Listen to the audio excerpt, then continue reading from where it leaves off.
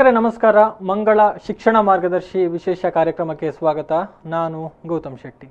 ನಮ್ಮ ದಕ್ಷಿಣ ಕನ್ನಡ ಜಿಲ್ಲೆ ಮತ್ತು ಉಡುಪಿ ಜಿಲ್ಲೆ ಈ ಎರಡು ಕರಾವಳಿ ಜಿಲ್ಲೆಗಳ ವಿಚಾರಕ್ಕೆ ಬಂದರೆ ನಮ್ಮದು ಶಿಕ್ಷಣ ಕ್ಷೇತ್ರಕ್ಕೆ ಅತ್ಯಂತ ಹೆಸರುವಾಸಿಯಾದಂತಹ ಜಿಲ್ಲೆಗಳು, ಬುದ್ಧಿವಂತರ ಜಿಲ್ಲೆ ಅನ್ನುವಂತಹ ಪ್ರಖ್ಯಾತಿಯನ್ನು ಪಡೆದುಕೊಂಡಿರುವಂಥದ್ದು ಎಲ್ರಿಗೂ ಕೂಡ ಗೊತ್ತಿರುವಂತಹ ವಿಚಾರ. ಯಾಕೆ ಅಂತ ಹೇಳಿದರೆ ಇಲ್ಲಿರುವಂತಹ ವಿಶ್ವದರ್ಜೆಯ ಶಿಕ್ಷಣ ಸಂಸ್ಥೆಗಳು ಏನಿದಾವೋ ಇವುಗಳು ವಿದ್ಯಾರ್ಥಿಗಳಿಗೆ ಅಂದರೆ ಮುಂದಿನ ಒಂದು ಭವಿಷ್ಯವನ್ನು ಕಟ್ಟಿಕೊಳ್ಳುವಂಥ ನಿಟ್ಟಿನಲ್ಲಿ ಅತ್ಯುತ್ತಮವಾದ ಶಿಕ್ಷಣವನ್ನು ಕೊಡ್ತಾ ಇದೆ. ಅಂದರೆ ಅವರ ವೃತ್ತಿ ಜೀವನಕ್ಕೆ ಅನುಕೂಲವಾಗುವ ಹಾಗೆ ಅವರನ್ನು ಸಮಗ್ರವಾಗಿ ತರಬೇತುಗೊಳಿಸಿ ಎಲ್ಲ ಬಗೆಯ ಸಮಗ್ರವಾಗಿ ಶಿಕ್ಷಣವನ್ನು ಅವರಿಗೆ ಕೊಟ್ಟು ಅವರ ಜೀವನವನ್ನು ಒಂದು ಸುಂದರಗೊಳಿಸುವಂಥ ನಿಟ್ಟಿನಲ್ಲಿ ಮಹತ್ತರ ಕೊಡುಗೆಯನ್ನು ಕೊಡುವಂತಹ ಶಿಕ್ಷಣ ಸಂಸ್ಥೆಗಳು ನಮ್ಮ ಕರಾವಳಿ ಜಿಲ್ಲೆಗಳಲ್ಲಿ ಇದೆ ಅನ್ನುವಂಥದ್ದು. ಅಂತಹ ಮಹತ್ತರ ಶಿಕ್ಷಣ ಸಂಸ್ಥೆಗಳ ಪೈಕಿ ತನ್ನದೇ ಆದ ಹೆಜ್ಜೆ ಗುರುತುಗಳನ್ನು ಮೂಡಿಸಿರುವಂತಹ ಒಂದು ಶಿಕ್ಷಣ ಸಂಸ್ಥೆ ಅಂತ ಹೇಳಿದರೆ ಅದು ಮಂಗಳ ಗ್ರೂಪ್ ಆಫ್ ಎಜುಕೇಷನಲ್ ಇನ್ಸ್ಟಿಟ್ಯೂಷನ್ಸ್. ಅಂದರೆ ಏನು, ಮಂಗಳ ಆಸ್ಪತ್ರೆ ಏನಿದೆ ಅದರ ಜೊತೆಗೆ ಮಂಗಳ ಟ್ರಸ್ಟ್ ಏನಿದೆ, ಮಂಗಳ ಕಿಡ್ನಿ ಫೌಂಡೇಶನ್ ಏನಿದೆ, ಅದರ ಮೂಲಕ ಅದರ ಸಹಯೋಗದಲ್ಲಿ ನಡೀತಾ ಇರುವಂತಹ ಮಂಗಳ ಗ್ರೂಪ್ ಆಫ್ ಎಜುಕೇಷನಲ್ ಇನ್ಸ್ಟಿಟ್ಯೂಷನ್ಸ್ ತನ್ನ ಹಲವಾರು ಶಾಖೆಗಳ ಮೂಲಕ ವೈದ್ಯಕೀಯ ಕ್ಷೇತ್ರಕ್ಕೆ ಸಂಬಂಧಪಟ್ಟ ಹಾಗೆ ಅರೆವೈದ್ಯಕೀಯ ಕ್ಷೇತ್ರಕ್ಕೆ ಸಂಬಂಧಪಟ್ಟ ಹಾಗೆ ವಿದ್ಯಾರ್ಥಿಗಳಿಗೆ ವಿದ್ಯಾದಾನವನ್ನು ಮಾಡಿಕೊಂಡು ಬಂದಿದೆ.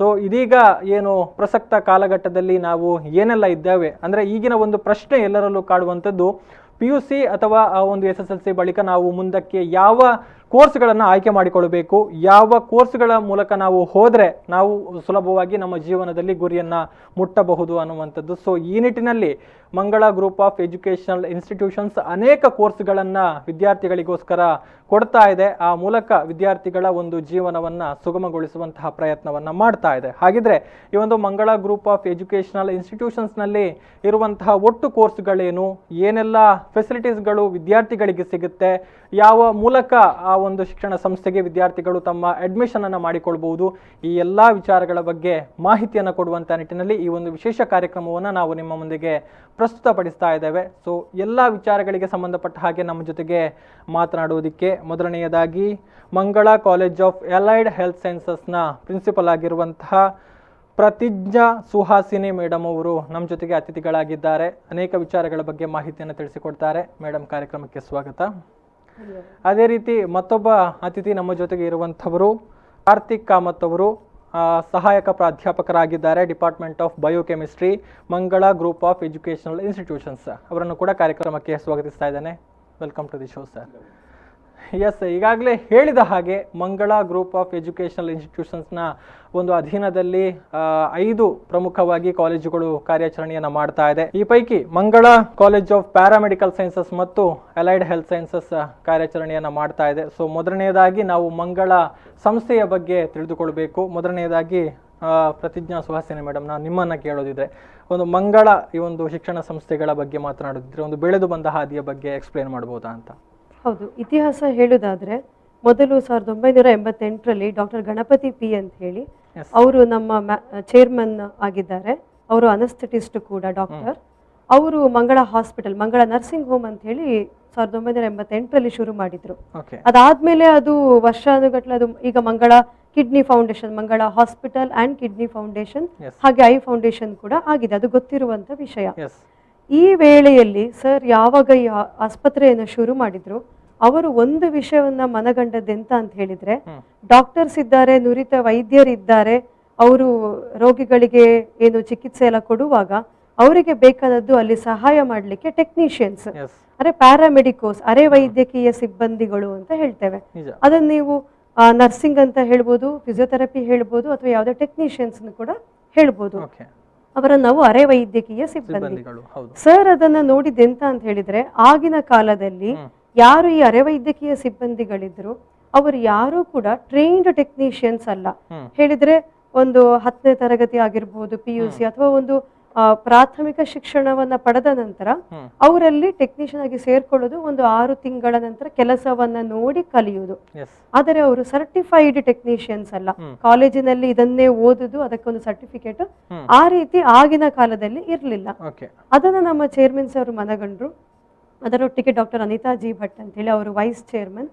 ಅವರಿಬ್ಬರು ಸೇರಿ ನಾವು ಯಾಕೆ ಇಲ್ಲಿ ಮಂಗಳೂರಿನಲ್ಲಿ ಈ ರೀತಿಯ ಒಂದು ಕಾಲೇಜನ್ನು ಶುರು ಮಾಡಬಾರದು, ಅಂದ್ರೆ ಒಂದು ಬಡವರ್ಗದ ಮಧ್ಯಮ ವರ್ಗದ ಮಕ್ಕಳಿಗೆ ಶಿಕ್ಷಣ ಕೊಟ್ಟಾಗೂ ಆಗ್ತದೆ, ಅವರ ಒಂದು ಭವಿಷ್ಯ ರೂಪಿಸಿದ ಹಾಗೂ ಆಗ್ತದೆ. ಅದರೊಟ್ಟಿಗೆ ಎಲ್ಲಾ ಆಸ್ಪತ್ರೆಗಳಿಗೆ ಏನು ಈ ನುರಿತ ಅಥವಾ ಟ್ರೈನ್ಡ್ ಟೆಕ್ನಿಷಿಯನ್ಸ್ ಕೊಡ್ಲಿಕ್ಕೆ ಆಗ್ತದೆ. ಇದನ್ನ ಯೋಚನೆ ಮಾಡಿ 2004ರಲ್ಲಿ ಮಂಗಳ ಪ್ಯಾರಾಮೆಡಿಕಲ್ ಕಾಲೇಜ್ ಅಂತ ಹೇಳಿ ಸ್ಥಾಪನೆ ಮಾಡಿದ್ರು. ಈ ಪ್ಯಾರಾಮೆಡಿಕಲ್ ಕಾಲೇಜ್ ಅದು ನಮ್ಮ paramedical board, Karnataka paramedical board ಅಂತ ಹೇಳಿ ಅದರ ಮಾನ್ಯತೆ ಪಡೆದಿದೆ. ಅದರೊಟ್ಟಿಗೆ ಸರ್ಕಾರದ ಮಾನ್ಯತೆ ಕೂಡ ಪಡೆದಿದೆ. ಅವರು 7 ಕೋರ್ಸ್ಗಳನ್ನು ಶುರು ಮಾಡಿದ್ರು. ಆಗ diploma in medical lab technology, dialysis technology, ಈ ರೀತಿ ಸುಮಾರು ಕೋರ್ಸ್ಗಳು ನಾವು ಮತ್ತೆ ಹೇಳ್ತೇವೆ. ಈ ರೀತಿ ಪ್ಯಾರಾಮೆಡಿಕಲ್ ಕಾಲೇಜ್ ಅನ್ನು ಶುರು ಮಾಡಿದ್ರು. ಅದಾದ ಮತ್ತೆ 2006ರಲ್ಲಿ ಮಂಗಳ ಸ್ಕೂಲ್ ಆಫ್ ನರ್ಸಿಂಗ್ ಅಂತ ಹೇಳಿ GNM ಕೋರ್ಸ್, ಜನರಲ್ ನರ್ಸಿಂಗ್ ಮತ್ತೆ ಮಿಡ್ ವೈಫರಿ ಅಂತ ಹೇಳ್ತೇವೆ, ಅದನ್ನು ಶುರು ಮಾಡಿದ್ರು. ನಂತರ BSc ನರ್ಸಿಂಗ್ ನ್ಯೂ ಮಂಗಳ ಕಾಲೇಜ್ ಆಫ್ ನರ್ಸಿಂಗ್ ನಲ್ಲಿ 2012ರಲ್ಲಿ BSc ನರ್ಸಿಂಗ್ ಕಾಲೇಜನ್ನು ಶುರು ಮಾಡಿದ್ರು. ಅದಾದ ಮತ್ತೆ ಅಲೈಡ್ ಕಾಲೇಜ್ ಶುರು ಆಯ್ತು. BSc ಅಂದ್ರೆ ಏನು ಈ ಡಿಪ್ಲೊಮಾ ಮಾಡ್ತಾರೆ, ಅದಾದ ಮತ್ತೆ ಹೈಯರ್ ಎಜುಕೇಶನ್ ಡಿಗ್ರಿ ಅಂತ ಹೇಳ್ಬೋದು. BSc ಅಲೈಡ್ ಹೆಲ್ತ್ ಗಳನ್ನು ಶುರು ಮಾಡಿದ್ರು. ಮತ್ತೆ ಫಿಸಿಯೋಥೆರಪಿ. ಇದಿಷ್ಟು ಮಂಗಳ ಗ್ರೂಪ್ ಬೆಳೆದು ಬಂದ ಹಾದಿ ಅಂತ ನಾವು ಹೇಳ್ಬೋದು. ಓಕೆ, ಅಂದ್ರೆ ಇವತ್ತಿನ ಒಂದು ವೈದ್ಯಕೀಯ ಕ್ಷೇತ್ರಕ್ಕೆ ಒಟ್ಟಾರೆಯಾಗಿ ಅಗತ್ಯ ಇರುವಂತಹ ಎಲ್ಲ ಅರೆವೈದ್ಯಕೀಯ ಸಿಬ್ಬಂದಿಗಳನ್ನ ತಯಾರಿಸುವಂತಹ ಕೆಲಸ ಮಂಗಳ ಸಮೂಹ ಸಂಸ್ಥೆಗಳ ಮೂಲಕ ಆಗ್ತಾ ಇದೆ ಅನ್ನುವಂಥದ್ದು. ಎಸ್ ಕಾರ್ತಿಕ್ ಕಾಮತ್ ಅವರೇ, ನಾನು ನಿಮ್ಮನ್ನ ಕೇಳುವಂಥದ್ದು, ಈಗ ಅರೆವೈದ್ಯಕೀಯ ಸಿಬ್ಬಂದಿಗಳ ಪ್ರಮುಖ ಪಾತ್ರ ಏನು ಅನ್ನುವಂಥದ್ದು ಈಗಾಗಲೇ ನಾವು ಗಮನಿಸಿದ್ವಿ, ಮೇಡಮ್ ಹೇಳಿದ್ರು.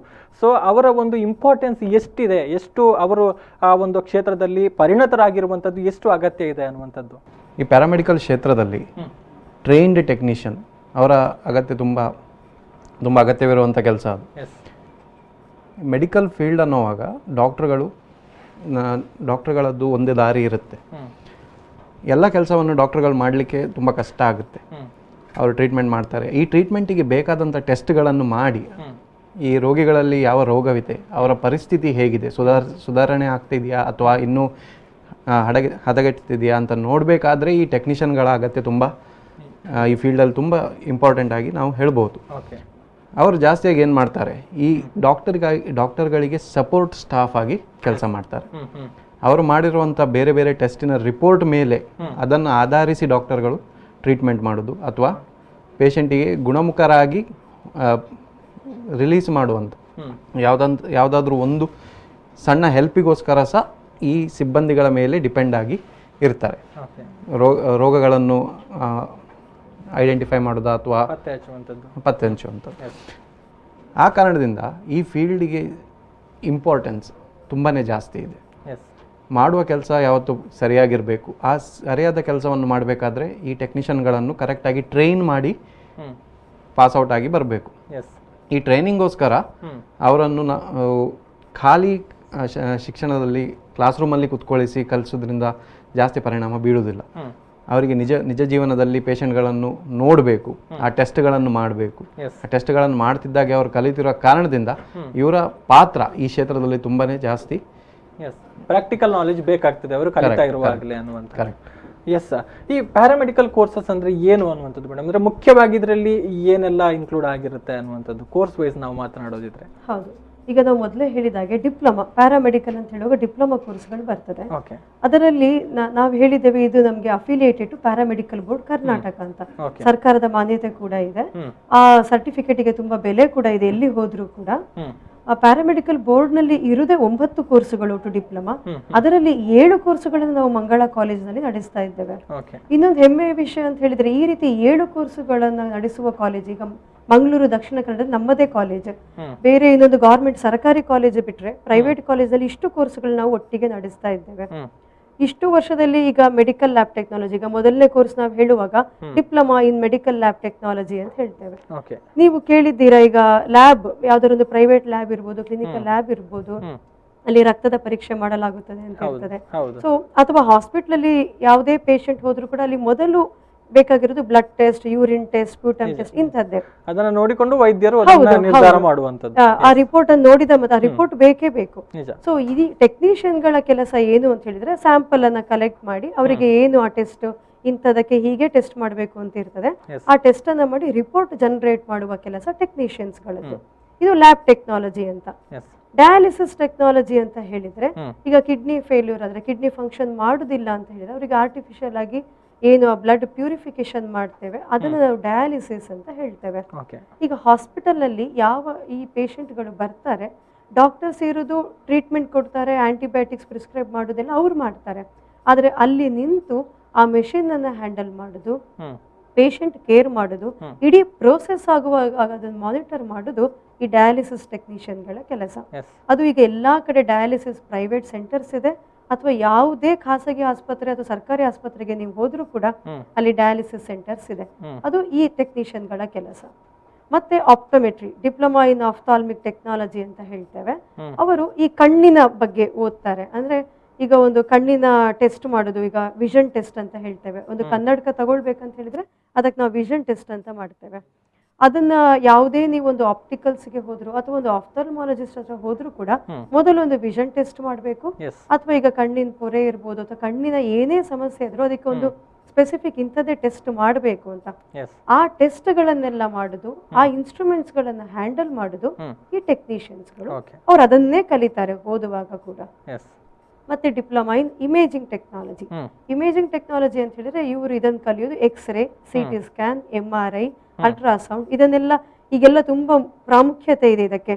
ಯಾವುದೇ ನಾವು ರೋಗ ಇದ್ರು ಅಥವಾ ಎಂತದೇ ತೊಂದರೆ ಇದ್ರು ಕೂಡ ಹಾಸ್ಪಿಟಲ್ಗೆ ಹೋದಾಗ ಮೊದಲು ಬೇಕಾಗುವುದು ನಮಗೆ ಈ ರಿಪೋರ್ಟ್ಗಳು, ಸ್ಕ್ಯಾನಿಂಗ್ ರಿಪೋರ್ಟ್ಗಳು ಅಂತ ಹೇಳಿ. ಯಾವಾಗ ಡಾಕ್ಟರ್ ಅನ್ನು ಪ್ರಿಸ್ಕ್ರೈಬ್ ಮಾಡ್ತಾರೆ ಅವರು ಆ ಡಿಪಾರ್ಟ್ಮೆಂಟ್ಗೆ ಹೋಗ್ತಾರೆ. ಅಲ್ಲಿ ಈ ತಂತ್ರಜ್ಞರು ಟೆಕ್ನಿಷಿಯನ್ಸ್ಗಳು ಇದನ್ನ CT ಸ್ಕ್ಯಾನ್ ಅಥವಾ ಎಕ್ಸ್ರೇ ಏನೇ ಆಗಲಿ ಅದನ್ನ ರಿಪೋರ್ಟ್ ಜನರೇಟ್ ಮಾಡಿ ಡಾಕ್ಟರ್ಸ್ಗೆ ಕೊಡೋದು. ಅದು ಈ ಟೆಕ್ನಿಷಿಯನ್ಸ್ಗಳ ಕೆಲಸ. ಇನ್ನು ಆಪರೇಷನ್ ಥಿಯೇಟರ್ ಅಂಡ್ ಅನಸ್ಥೀಶಿಯಾ ಟೆಕ್ನಾಲಜಿ ಅಂತ ಹೇಳಿ, ಅದು ಹೇಳಿದ್ರೆ ಅವ್ರು ಆಪರೇಷನ್ ಥಿಯೇಟರ್ ಒಳಗೆ ಕೆಲಸ ಮಾಡುವಂಥದ್ದು. ಯಾವುದೇ ಒಂದು ಸರ್ಜರಿ ಪೋಸ್ಟ್ ಆಗ್ಲಿ, ಆಗ ಸರ್ಜನ್ ಬರ್ತಾರೆ, ಅನಸ್ಥೆಟಿಸ್ಟ್ ಇರ್ತಾರೆ, ಡಾಕ್ಟರ್ಸ್ ಇರ್ತಾರೆ. ಅವರು ಮೇನ್ ಆ ಸರ್ಜರಿಗೆ ಯಾವ ಇನ್ಸ್ಟ್ರೂಮೆಂಟ್ಗಳು ಬೇಕು, ಅದನ್ನ ಹೇಗೆ ರೆಡಿ ಮಾಡೋದು, ಅಥವಾ ಡಾಕ್ಟರ್ಸ್ ಬರುವ ಮೊದಲೇ ಆ ಪೇಷಂಟ್ಗಳನ್ನ ರೆಡಿ ಮಾಡೋದು ಹೇಗೆ ಸರ್ಜರಿಗೆ ಬೇಕಾದ ಹಾಗೆ, ಅಥವಾ ಅನಸ್ಥೆಟಿಸ್ಟ್ ಡಾಕ್ಟರ್ ಇದ್ರೆ ಕೂಡ ಅವರಿಗೆ ಬೇಕಾದ ಮೆಷಿನ್ಗಳು ಅದನ್ನ ಹೇಗೆ ನೋಡ್ಕೊಳ್ಳೋದು, ಇದನ್ನೆಲ್ಲ ಈ ಟೆಕ್ನಿಷಿಯನ್ಸ್ಗಳು ಅಲ್ಲಿ ವೈದ್ಯರಿಗೆ ಸಹಾಯ ಮಾಡಲಿಕ್ಕೆ ಇವರು ಅದನ್ನು ಓದ್ತಾರೆ. ಅದೇ ರೀತಿ ಇವರಿಗೆ ಟ್ರೈನಿಂಗ್ ಕೂಡ ಕೊಡ್ಲಾಗ್ತದೆ. ಮತ್ತೆ ಇರೋದು ಡಿಪ್ಲೊಮಾ ಇನ್ ಹೆಲ್ತ್ ಇನ್ಸ್ಪೆಕ್ಟರ್ ಅಂತ ಹೇಳಿ.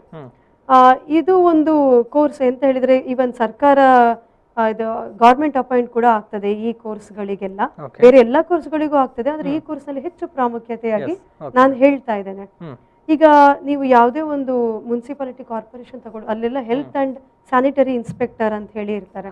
ಅಥವಾ ಈಗ ಯಾವುದೇ ಆಸ್ಪತ್ರೆಯಲ್ಲಿ ಕೂಡ ಕಂಪಲ್ಸರಿಯಾಗಿ ಒಬ್ರು ಹೆಲ್ತ್ ಅಂಡ್ ಸ್ಯಾನಿಟರಿ ಇನ್ಸ್ಪೆಕ್ಟರ್ ಅಲ್ಲಿ ಇರಬೇಕು. ಅಂದ್ರೆ ಅವರು ಶುಚಿತ್ವ ಹೇಗಿದೆ, ಹಾಸ್ಪಿಟಲ್ ಆಗ್ಲಿ ಅಥವಾ ಈಗ ಹೋಟೆಲ್ ಆಗಿರ್ಬೋದು ಅಥವಾ ಯಾವುದೇ ಇಂಡಸ್ಟ್ರಿ ಆಗಿರ್ಬೋದು, ಅಲ್ಲಿ ಕ್ಲೀನ್ಲಿನೆಸ್ ಇದೆಯಾ, ಅಥವಾ ಒಂದು ಫುಡ್ ಪ್ರಿಪೇರ್ ಆಗುವ ಕಾರ್ಖಾನೆ ಇರ್ಬೋದು, ಅಲ್ಲಿ ಆ ಕ್ಲೀನ್ಲಿನೆಸ್ ಮೇಂಟೈನ್ ಮಾಡ್ತಾ ಇದ್ದಾರಾ, ಅಥವಾ ಸಾಂಕ್ರಾಮಿಕ ರೋಗಗಳಿರ್ತದೆ ಮಂಗಳೂರಲ್ಲಿ, ಈಗ ಡೆಂಗ್ಯೂ, ಮಲೇರಿಯಾ, ಟೈಫಾಯ್ಡ್, ಇದೆಲ್ಲ ಹೇಗೆ ಹರಡ್ತಾ ಇದೆ, ಇದನ್ನ ತಡೆಗಟ್ಟುದು ಹೇಗೆ, ಎಷ್ಟು ಜನರಿಗೆ ಹರಡಿದೆ, ಇದನ್ನೆಲ್ಲ ಲೆಕ್ಕ ಹಾಕಿ ಮುನ್ಸಿಪಾಲಿಟಿ ಅಥವಾ ಗವರ್ಮೆಂಟಿಗೆ ಸಬ್ಮಿಟ್ ಮಾಡೋದು ಈ ಹೆಲ್ತ್ ಇನ್ಸ್ಪೆಕ್ಟರ್ ಅವರ ಕೆಲಸ. ಇವರಿಗೆ ಖಾಸಗಿಯಾಗಿ ಅಲ್ಲದೆ ಈವನ್ ಸರ್ಕಾರದ ಅಪಾಯಿಂಟ್ಮೆಂಟ್ ಕೂಡ ಆಗ್ತದೆ. ಇನ್ನೊಂದಿರೋದು diploma in medical records technology ಅಂತ ಹೇಳಿ. ಯಾವುದೇ ಆಸ್ಪತ್ರೆ ಅಂತ ಹೇಳಿದ್ರೆ ಒಂದು ಪೇಷಂಟ್ ಒಬ್ಬ ರೋಗಿ ಒಳಗೆ ಬಂದ ತಕ್ಷಣ ಮೊದಲು ಬೇಕಾಗಿರೋದ್ರಲ್ಲಿ ಡಾಕ್ಯುಮೆಂಟೇಶನ್. ಅಂದ್ರೆ ಪೇಷಂಟ್ ಬಂದ ತಕ್ಷಣ ಅವರ ಹೆಸರು, ಅವರಿಗೆ ಎಷ್ಟು ವಿಳಾಸ, ಫೋನ್ ನಂಬರ್, ಅವರ ವಯಸ್ಸು ಎಷ್ಟು, ಇದನ್ನೆಲ್ಲ ನೋಡ್ಕೊಂಡು ಅವ್ರಿಗೆ ಏನ್ ತೊಂದ್ರೆ, ಯಾವ ಡಿಪಾರ್ಟ್ಮೆಂಟ್ಗೆ ಹೋಗ್ಬೇಕು ಅಂತ ಡಾಕ್ಯುಮೆಂಟ್ ಮಾಡ್ತಾರೆ. ಅದಾದ್ಮೇಲೆ ಅವ್ರು ಆಯಾ ಡಿಪಾರ್ಟ್ಮೆಂಟ್ಗೆ ಹೋಗ್ತಾರೆ, ಟೆಸ್ಟ್ಗಳೆಲ್ಲ ಆಗ್ತದೆ, ಟ್ರೀಟ್ಮೆಂಟ್ ಎಲ್ಲ ಇರ್ತದೆ. ಅದೇ ಪೇಷಂಟ್ ಮತ್ತೆ 6 ತಿಂಗಳ ನಂತರ ಹೋದ್ರೆ ಕೂಡ ಅವರ ಹೆಸರು ಹೇಳಿ ಒಂದು ನಂಬರ್ ಹೇಳಿದ್ರೆ ಅವರ ಡಾಕ್ಯುಮೆಂಟ್ ಅಲ್ಲಿ ಮೇಂಟೈನ್ ಆಗ್ತದೆ. ಸೊ ಈ ಮೆಡಿಕಲ್ ರೆಕಾರ್ಡ್ಸ್ ಟೆಕ್ನಾಲಜಿ ಅಂತ ಹೇಳಿದ್ರೆ ಹಾಸ್ಪಿಟಲ್ ನಲ್ಲಿ ಮೆಡಿಕಲ್ ರೆಕಾರ್ಡ್ಸ್ ಅಂದ್ರೆ ಇದೇನೆಲ್ಲ ಪೇಷಂಟ್ಗಳದ್ದು ದಾಖಲಾತಿಯಿಂದ ಹಿಡಿದು ಅವರು ಡಿಸ್ಚಾರ್ಜ್ ಆಗುವವರೆಗೆ ರೆಕಾರ್ಡ್ಸ್ ಇರ್ತದೆ, ಅದನ್ನು ಮೇಂಟೈನ್ ಮಾಡುವ ಡಿಪಾರ್ಟ್ಮೆಂಟ್ ಅಲ್ಲಿ ಇವರು ಕೆಲಸ ಮಾಡ್ತಾರೆ. ಸರ್, ನಾನೀಗ ಮತ್ತೆ ಒಂದು ಕೇಳಬೇಕು ಅಂತಿರುವಂಥ ಪ್ರಶ್ನೆ, ಈಗಾಗಲೇ ಹೇಳಿದ್ರಿ ಹೆಲ್ತ್ ಸೈನ್ಸಸ್ ಇರ್ಬೋದು, ಪ್ಯಾರಾಮೆಡಿಕಲ್ ಕೋರ್ಸ್ಗಳಿರ್ಬೋದು, ಏನೆಲ್ಲ ಕೋರ್ಸ್ಗಳಿದೆ, ಏನೆಲ್ಲ ಅವರಿಗೆ ಔದ್ಯೋಗಿಕ ಅವಕಾಶಗಳಿದೆ ಅನ್ನುವಂಥದ್ದನ್ನು. ಸೊ ಈಗ ನಾನು ಕೇಳುವಂಥದ್ದು, ವಿದ್ಯಾರ್ಥಿಗಳು ಆಯ್ಕೆ ಮಾಡಿಕೊಳ್ಬೇಕಿದ್ರೆ ಮಂಗಳವನ್ನೇ ಯಾಕೆ ಆಯ್ಕೆ ಮಾಡಿಕೊಳ್ಳಬೇಕು? ಸೊ ತಮ್ಮ ಸಂಸ್ಥೆಯ ವಿಶೇಷ ಸೌಲಭ್ಯಗಳು ವಿದ್ಯಾರ್ಥಿಗಳಿಗೋಸ್ಕರ ಏನೆಲ್ಲ ಇದೆ ಅಂತ. ಯಾವುದಾದ್ರೂ ಒಂದು ಕೋರ್ಸ್ ಅದನ್ನು ಸೆಲೆಕ್ಟ್ ಮಾಡಬೇಕಂತ ಹೇಳಿದರೆ ಕೆಲವು ಪ್ರಶ್ನೆಗಳು ನಮ್ಮ ತಲೆಯಲ್ಲಿ ಬರುವುದುಂಟು, ಮೂಡುತ್ತೆ. ಅದರಲ್ಲಿ ಪ್ರಥಮವಾದ ಪ್ರಶ್ನೆ ಹೇಳಿದರೆ ಇದು ಕ್ಲಾಸ್ ಹೇಗಿರುತ್ತೆ, ಕ್ಲಾಸಲ್ಲಿ ನಮಗೆ ಬೇಕಾದಂಥ ಫೆಸಿಲಿಟೀಸ್ ಇರುತ್ತಾ, ಓಕೆ. ಡಿಸ್ಟರ್ಬೆನ್ಸ್ ಕಡಿಮೆ ಇರುತ್ತಾ, ಹ್ಮ್. ಹೇಗಿರುತ್ತೆ ಅಂತ. ಸೊ ಅದೇ ಕಾರಣದಿಂದ ನಾವು ನಮ್ಮ ಕ್ಯಾಂಪಸ್ಸನ್ನು ಸಿಟಿ ಲಿಮಿಟ್ಸಿಂದ ಹೊರಗಡೆ ನಾವು ಸ್ಥಾಪಿಸಿದ್ದೇವೆ. ಓಕೆ. ಒಂದು ಪ್ರಶಾಂತವಾದ ವಾತಾವರಣದಲ್ಲಿ ಮಕ್ಕಳಿಗೆ ಕಲೀಲಿಕ್ಕೆ ಅನುಕೂಲ ಆಗುವಂಥ ಒಂದು ಎನ್ವೈರ್ಮೆಂಟನ್ನು ಕ್ರಿಯೇಟ್ ಮಾಡೋ ಉದ್ದೇಶದಿಂದ ಕ್ಯಾಂಪಸ್ ಹೊರಗಡೆ ಇದೆ. ಸೆಕೆಂಡ್ ಪ್ರಶ್ನೆ ಏನಾಗುತ್ತೆ, ಎರಡನೇ ಪ್ರಶ್ನೆ ಏನಂತ ಹೇಳಿದರೆ, ಈಗ ಪ್ರಾಕ್ಟಿಕಲಿಗೆ ಬೇಕಾಗಿರುವಂಥದ್ದು ಸೌಲಭ್ಯಗಳು ನಮ್ಮಲ್ಲಿ ಇದೆಯಾ ಇಲ್ವಾ? ಹೌದು. ಪ್ರಾಕ್ಟಿಕಲಿಗೆ ಬೇಕಾದಂಥ ಎಲ್ಲ ಲ್ಯಾಬ್ಗಳು ನಮ್ಮಲ್ಲಿದೆ, ಸುಸಜ್ಜಿತ ಲ್ಯಾಬ್ಗಳು, ಅತ್ಯಾಧುನಿಕ ಲ್ಯಾಬ್ಗಳ ವ್ಯವಸ್ಥೆ ಸಹ ನಮ್ಮಲ್ಲಿ ಈಗ ಆಸ್ಪತ್ರೆಯಲ್ಲಿ ಇದೆ. ಈಗ ಈ ಮಕ್ಕಳಲ್ಲಿ ನಾವು ಏನು ಮೂಡಿಸಬೇಕು ಅಂತ ಹೇಳಿದರೆ, ಈಗ ಯಾವುದೇ ವಿದ್ಯಾರ್ಥಿಗಳು ಪಾಸ್ ಔಟ್ ಆದ ನಂತರ ಅವರಿಗೆ ನಿಜ ಜೀವನವನ್ನು ಫೇಸ್ ಮಾಡಲಿಕ್ಕೆ ಎಲ್ಲ ಬೇಕಾದ ಸ್ಕಿಲ್ಸನ್ನು ನಾವು ಕಳಿಸಬೇಕಾಗ್ತದೆ. ಅದೇ ಕಾರಣದಿಂದ ಅವರು ಏನು ಕೆಲಸ ಮಾಡ್ತಾರೆ ಪಾಸ್ ಔಟ್ ಆದ ನಂತರ, ಅದೇ ಕ್ಷೇತ್ರದಲ್ಲಿ ಅವರಿಗೆ ಟ್ರೈನಿಂಗ್ ಸಹ ನಾವು ಕೊಡ್ತೇವೆ. ಈಗ ಅವರು ಲ್ಯಾಬಲ್ಲಿ ಕೆಲಸ ಮಾಡೋರು ಇರ್ಬೋದು, ಅಥವಾ ಆಪರೇಷನ್ ಥಿಯೇಟ್ರಲ್ಲಿ ಕೆಲಸ ಮಾಡೋರು ಇರ್ಬೋದು. ಸೊ ಅಲ್ಲಿ ಅದು ಅನುಭವ ಆಗಲಿಕ್ಕೆ ಅವರಿಗೆ ನಾವು ಕ್ಲಿನಿಕಲ್ ಪೋಸ್ಟಿಂಗ್ಸ್ ಅಂತ ಹೇಳಿ ಬೇರೆ ಬೇರೆ ಆಸ್ಪತ್ರೆಗಳಿಗೆ, ನಮ್ಮದೇ ಆದ ಆಸ್ಪತ್ರೆ ಅಷ್ಟೇ ಅಲ್ಲದೆ ಈಗ ಡಿಸ್ಟ್ರಿಕ್ಟ್ ವೆನ್ಲಾಕ್ ಆಸ್ಪತ್ರೆಯಲ್ಲಿ, ಲೇಡಿ ಗೋಶನ್ ಆಸ್ಪತ್ರೆ ಮತ್ತು ನಾನಾ ಖಾಸಗಿ ಲ್ಯಾಬೊರೇಟರಿ, ಪ್ರೈವೇಟ್ ಲ್ಯಾಬ್ಸಲ್ಲಿ ಸಹ ಅವರಿಗೆ ಆ ಅನುಕೂಲ ಸಿಗಲಿ, ಆ ಅನುಭವ ಸಿಗಲಿ ಅಂತ ಹೇಳುವ ಕಾರಣದಿಂದ ಈ 3 ಪ್ರಶ್ನೆಗಳಿಗೆ ನಾವು ಉತ್ತರ ರೆಡಿ ಮಾಡಿ ಇಟ್ಟಿದ್ದೇವೆ. ಯಾಕಂತ ಹೇಳಿದ್ರೆ ಅವ್ರು ಪಾಸ್ ಔಟ್ ಆದ ನಂತರ ನಿಜ ಜೀವನದಲ್ಲಿ ಫೇಸ್ ಮಾಡುವ ಸಿಚುವೇಶನ್ಗೆ ಅವರು ಹೆದರ್ಕೊಳ್ಬಾರ್ದು, ಮತ್ತೆ ಅವರು ರೆಡಿಯಾಗಿರಬೇಕು. ಅಷ್ಟೇ ಅಲ್ಲದೆ ಈಗ ದೂರದಿಂದ ಬರುವಂಥ ವಿದ್ಯಾರ್ಥಿಗಳೇ ಇರ್ಬೋದು, ಹೊರ ರಾಜ್ಯದಿಂದ ಬರುವಂಥ, ಹೊರ ದೇಶದಿಂದ ಬರುವಂಥ ವಿದ್ಯಾರ್ಥಿಗಳಿಗೆ ನಾವು ಈ ಪ್ರದೇಶದ ಬಗ್ಗೆ ಅವರಿಗೆ ಗೊತ್ತಿರುವುದಿಲ್ಲ, ಕಾಲೇಜಿಗೆ ಹೋಗಬೇಕು, ಬರಬೇಕು, ಹಾಸ್ಟೆಲಲ್ಲಿ ಇರಬೇಕು, ಆ ಪ್ರಶ್ನೆಗೆಲ್ಲ ಉತ್ತರ ಸಹ ನಮ್ಮಲ್ಲಿದೆ. ಯಾಕಂತ ಹೇಳಿದರೆ ಈಗ ನಮ್ಮ ಕ್ಯಾಂಪಸ್ ಸಿಟಿ ಲಿಮಿಟ್ಸಿಂದ ಹೊರಗಿರೋ ಕಾರಣದಿಂದ ಹಾಸ್ಟೆಲ್ಗಳು ಸಿಟಿ ಒಳಗಡೆ ಇದೆ. ಈಗ ಈ ಉದ್ದೇಶ ಏನಂತ ಹೇಳಿದರೆ, ದೂರದಿಂದ ಬರುವಂಥ ವಿದ್ಯಾರ್ಥಿಗಳಿಗೆ ಈ ಬಸ್ ಸ್ಟ್ಯಾಂಡ್, ರೈಲ್ವೆ ಸ್ಟೇಷನ್ಗಳ ದೂರ ಆಗಬಾರ್ದು, ಅವರಿಗೆ ಆ ಅನುಕೂಲ ಸಿಗಬೇಕು. ಮತ್ತೆ ಅಷ್ಟೇ ಅಲ್ಲದೆ ಅಲ್ಲಿಂದ ಅವರು ಕಾಲೇಜಿಗೆ ಬರುವಾಗ ನಮ್ಮದೇ ಆದ ಟ್ರಾನ್ಸ್ಪೋರ್ಟೇಷನ್ ಇದೆ. ಸೊ ಇಲ್ಲಿಂದ ಅಲ್ಲಿಗೆ ನಾವು ಕರ್ಕೊಂಡು ಬರ್ತೇವೆ, ಕಲಿಸಿ ಮತ್ತು ಟ್ರೈನಿಂಗ್ ಮಾಡುವಂಥ ಸ್ಥಳಗಳಿಗೂ ಸಹ ನಾವು ಕರ್ಕೊಂಡು ಹೋಗ್ತೇವೆ. ಮತ್ತು ತಂದೆ ತಾಯಿಯ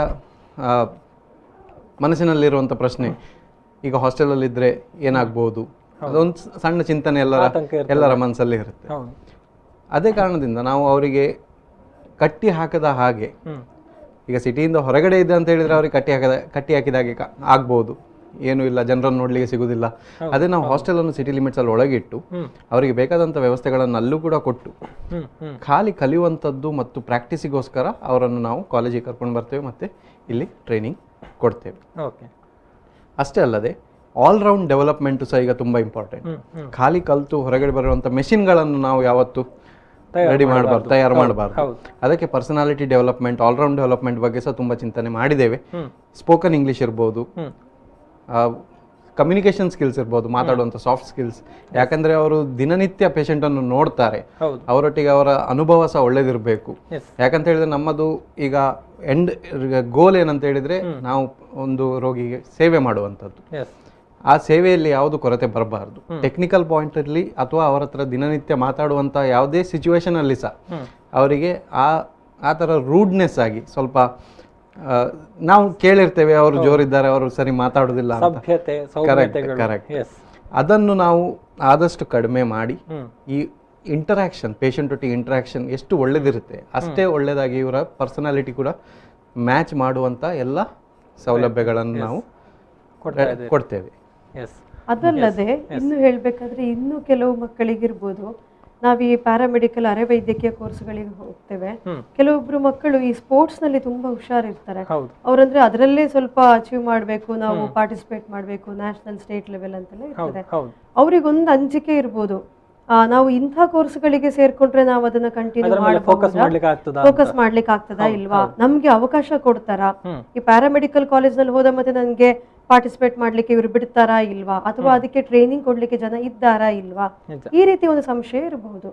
ಅದನ್ನ ನಾವು ಹೇಳಲಿಕ್ಕೆ ಇಷ್ಟಪಡ್ತೀವಿ. ನಮ್ಮಲ್ಲಿ ಫಿಸಿಕಲ್ ಡೈರೆಕ್ಟರ್ ಇದ್ದಾರೆ, ಅವರು ಇದಕ್ಕೆ ಬೇಕಾದ ಟ್ರೈನಿಂಗ್ ಆಗ್ಲಿ ಅಂದ್ರೆ 4 ಗಂಟೆಗೆ ಕಾಲೇಜ್ ಮುಗಿದ್ರೆ ನಮ್ಮ ಕಾಲೇಜ್ ನಲ್ಲೇ ಗ್ರೌಂಡ್ ನಲ್ಲಿ ಅವರಿಗೆ ಬೇಕಾದ ಟ್ರೈನಿಂಗ್ ಕೊಡುದು, ಅಥವಾ taluk level, district level, state level ಯಾವುದೇ ಕಾಂಪಿಟೇಷನ್ ಇರಲಿ, ಅಥವಾ ಈ Rajiv Gandhi university level tournaments ಎಲ್ಲ ಆಗ್ತಾ ಇರ್ತದೆ.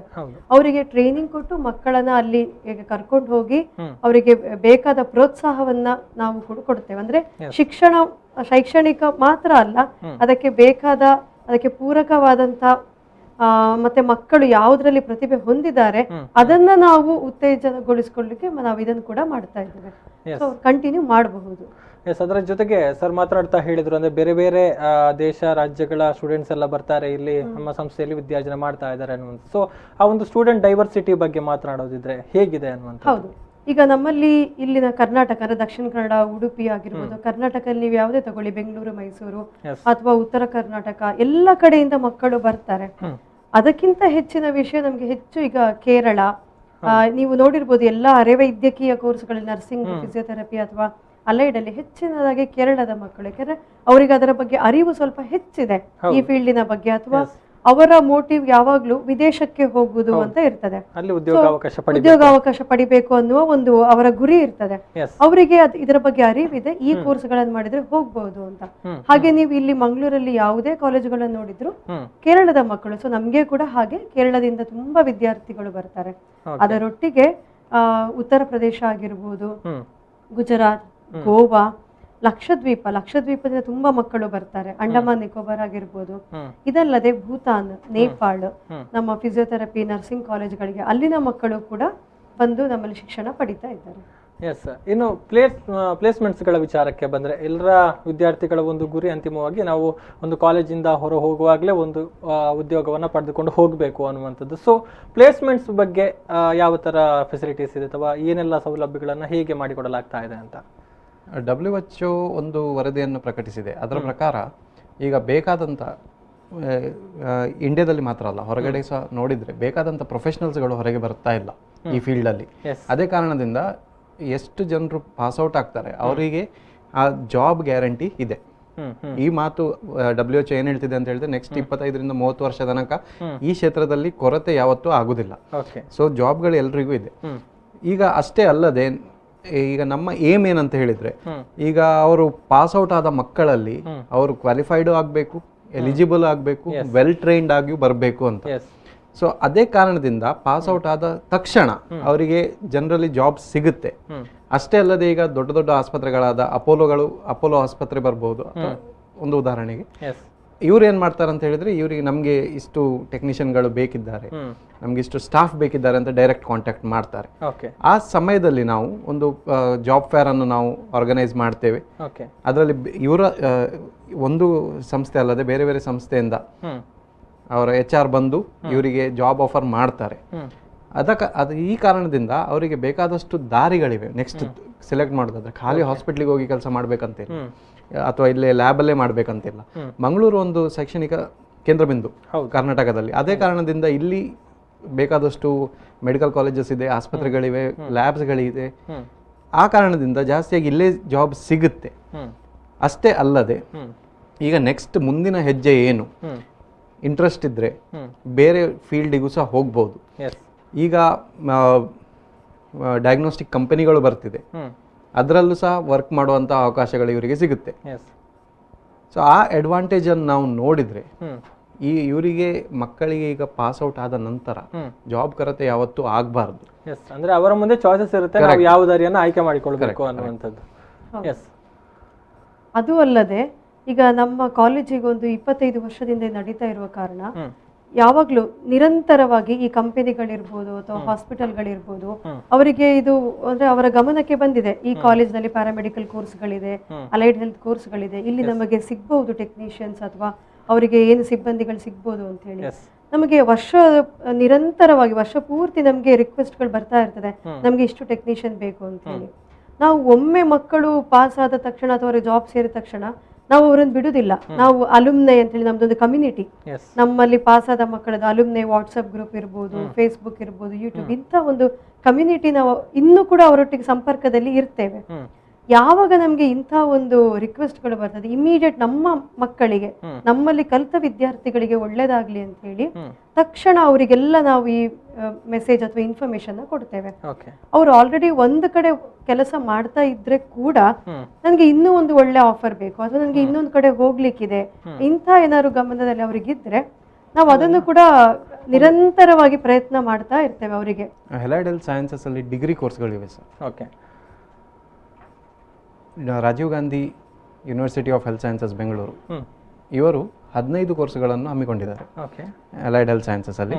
ಇದರಲ್ಲಿ 5 ಕೋರ್ಸ್ಗಳಾದ BSc in operation theatre and anaesthesia technology, BSc in medical laboratory technology, medical imaging technology, optometry ಮತ್ತು ರೀನಲ್ ಡಯಾಲಿಸಿಸ್ ಟೆಕ್ನಾಲಜಿ, ಇಷ್ಟು ನಾವು ಮಂಗಳ ಕಾಲೇಜಲ್ಲಿ ಅವೈಲೇಬಲ್ ಇದೆ.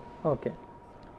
ಈ ಕೋರ್ಸ್ಗಳ ಉದ್ದೇಶ ಏನಂತ ಹೇಳಿದರೆ, ಈಗ ಯಾವುದೇ ಆದ ವಿದ್ಯಾರ್ಥಿ, ಯಾವುದೇ ಆದ ಟೆಕ್ನಿಷಿಯನ್ ಪಾಸ್ಔಟ್ ಆದ ನಂತರ ಅವರು ಜಸ್ಟ್ ಒಂದು ಮೆಥಡ್, ಒಂದು ಟೆಕ್ನಿಕನ್ನು ಮಾಡೋದು ಕಲಿಯೋದು ಮಾತ್ರವಲ್ಲದೆ ಅದನ್ನು ಯಾಕೆ ಮಾಡಬೇಕು, ಅದರ ಬದಲಿಗೆ ಏನು ಮಾಡಬಹುದು, ಮತ್ತು ಈಗ 2-3 ಟೆಕ್ನಿಷಿಯನ್ಗಳನ್ನು ಮ್ಯಾನೇಜ್ ಮಾಡೋದು ಹೇಗೆ ಅವರ ಯೂನಿಟಲ್ಲಿ, ಅದರ ಉದ್ದೇಶದಿಂದ ಈ ಕೋರ್ಸ್ಗಳನ್ನು ನಾವು ಹಮ್ಮಿಕೊಂಡಿದ್ದೇವೆ.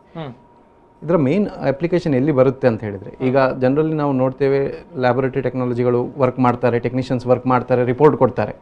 ಆ ರಿಪೋರ್ಟಲ್ಲಿ ಕರೆಕ್ಟ್ ಇದೆಯಾ ಇಲ್ವಾ, ಆ ರಿಪೋರ್ಟಲ್ಲಿ ಏನಾದರೂ ಪ್ರಾಬ್ಲಮ್ಸ್ ಬರ್ಬೋದಾ, ಆ ಪ್ರಾಬ್ಲಮ್ಸ್ ಒಂದನ್ನು ಐಡೆಂಟಿಫೈ ಮಾಡೋದು ಹೇಗೆ ಅದನ್ನು ನಾವು ಗುರುತಿಸಬಹುದು, ಅದನ್ನು ಹೇಗೆ ಸರಿ ಮಾಡಬಹುದು ಅಂತ ಆ ಜಾಗದಲ್ಲಿ, ಆ ಸ್ಥಾನದಲ್ಲಿ, ಆ ರೋಲನ್ನು ಈ ಡಿಗ್ರಿ ಸ್ಟೂಡೆಂಟ್ಸ್, ಡಿಗ್ರಿ ಕಂಪ್ಲೀಟ್ ಮಾಡಿದಂಥ ವಿದ್ಯಾರ್ಥಿಗಳು ಅದನ್ನು ನೋಡ್ಕೊಳ್ತಾರೆ. ಒಂದು ಉದಾಹರಣೆ ಕೊಡುವಾಗ ಏನಾಗುತ್ತೆ ಅಂತ ಹೇಳಿದ್ರೆ, ಡಾಕ್ಟರ್ಗಳ ಸಹಾಯಕರಾಗಿ ಈ ಟೆಕ್ನಿಷಿಯನ್ಸ್ ವರ್ಕ್ ಮಾಡುವಾಗ ಆ ಒಂದು ಲಿಂಕನ್ನು ಈ ಟೆಕ್ನಿಷಿಯನ್ಗಳಿಂದ ಆ ಡಾಕ್ಟರ್ಗಳಿಗೆ ಲಿಂಕನ್ನು ಕ್ರಿಯೇಟ್ ಮಾಡುವಂಥ ಕೋರ್ಸೇ ಇದು allied health science. Okay. Yes, ಇನ್ನು ಪ್ಯಾರಾಮೆಡಿಕಲ್ ಕೋರ್ಸಸ್ಗೆ ಜಾಯಿನ್ ಆಗಬೇಕಿದ್ರೆ ಯಾವಾಗ ಜಾಯಿನ್ ಆಗಬೇಕು? ಆಫ್ಟರ್ PUC ಅಥವಾ ಆಫ್ಟರ್ SSLC, ಯಾವುದು ಹೇಗೆ ಅಂತ? ಪ್ಯಾರಾಮೆಡಿಕಲ್ ಕೋರ್ಸ್ಗಳಿಗೆ 2 ರೀತಿಯ ಎಂಟ್ರಿ ಇದೆ. ಒಂದು ಫಸ್ಟ್ ಮೊದಲನೇಗೆ ಇರೋದು ವಿದ್ಯಾರ್ಥಿಗಳು 10th ಸ್ಟ್ಯಾಂಡರ್ಡ್ ಅಂದ್ರೆ 10ನೇ ತರಗತಿ ಓದಿದ ತಕ್ಷಣ, ಅದು ಒಳ್ಳೆಯ ನಿರ್ಧಾರ.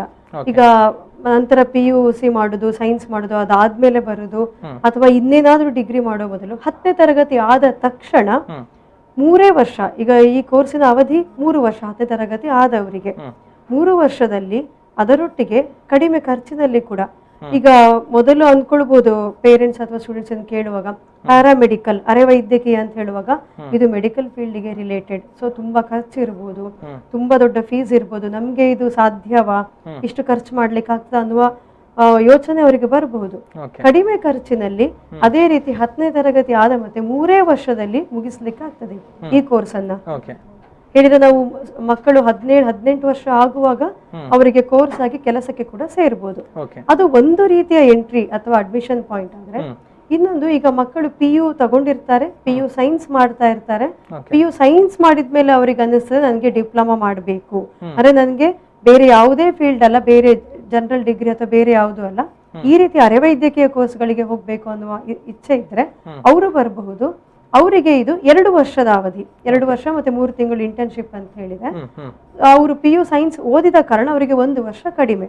ಇದು 2 ರೀತಿಯ ಅವರಿಗೆ ಎಂಟ್ರಿ ಪಾಯಿಂಟ್ ಇರೋದು ಪ್ಯಾರಾಮೆಡಿಕಲ್ ಕೋರ್ಸ್ಗಳು. ಪ್ಯಾರಾಮೆಡಿಕಲ್ಗೆ ಇನ್ನು ಅಲೈಡ್ ಹೆಲ್ತ್ ಸೈನ್ಸಸ್ಗೆ ಯಾವ ತರ ಅನ್ನುವಂಥದ್ದು? ಅಲೈಡ್ ಹೆಲ್ತ್ ಸೈನ್ಸಸ್ ಅಲ್ಲಿ ಡೈರೆಕ್ಟ್ ಈಗ ದಾಖಲಾತಿ ಬೇಕಂತ ಹೇಳಿದ್ರೆ PUC ಸೈನ್ಸ್, ಫಿಸಿಕ್ಸ್, ಕೆಮಿಸ್ಟ್ರಿ ಮತ್ತು ಬಯಾಲಜಿ ಇದರಿಂದ ಡೈರೆಕ್ಟ್ ಫಸ್ಟ್ ಇಯರ್ಗೆ ಜಾಯಿನ್ ಆಗ್ಬೋದು. ಅಷ್ಟೇ ಅಲ್ಲದೆ ಇನ್ನೊಂದು ಮಾರ್ಗ ಸಹ ಇದೆ. ಈಗ ಕೆಲವು ವಿದ್ಯಾರ್ಥಿಗಳು ಡಿಪ್ಲೊಮಾ ಮಾಡಿ ಕಂಪ್ಲೀಟ್ ಮಾಡಿ ಪಾಸ್ ಔಟ್ ಆಗಿರುವಂಥ ವಿದ್ಯಾರ್ಥಿಗಳಿಗೂ ಈ ಕೋರ್ಸ್ಗಳಲ್ಲಿ ದಾಖಲಾತಿ ಮಾಡುವ ಅವಕಾಶ ಇದೆ. ಈ ವಿದ್ಯಾರ್ಥಿಗಳು ಡೈರೆಕ್ಟ್ಲಿ ಸೆಕೆಂಡ್ ಇಯರ್ಗೆ ಬರುವ ಕಾರಣದಿಂದ ಇವರ ಕಾಲಾವಧಿ ಖಾಲಿ 3 ವರ್ಷಗಳ ಕಾಲಾವಧಿ ಆಗಿರುತ್ತೆ. ಅದೇ PUC ಸೈನ್ಸ್ ಮಾಡಿ ಜಾಯಿನ್ ಆಗಿರುವಂಥ ವಿದ್ಯಾರ್ಥಿಗಳು ಅವರಿಗೆ ಇದು 4 ವರ್ಷಗಳ ಕಾಲಾವಧಿ.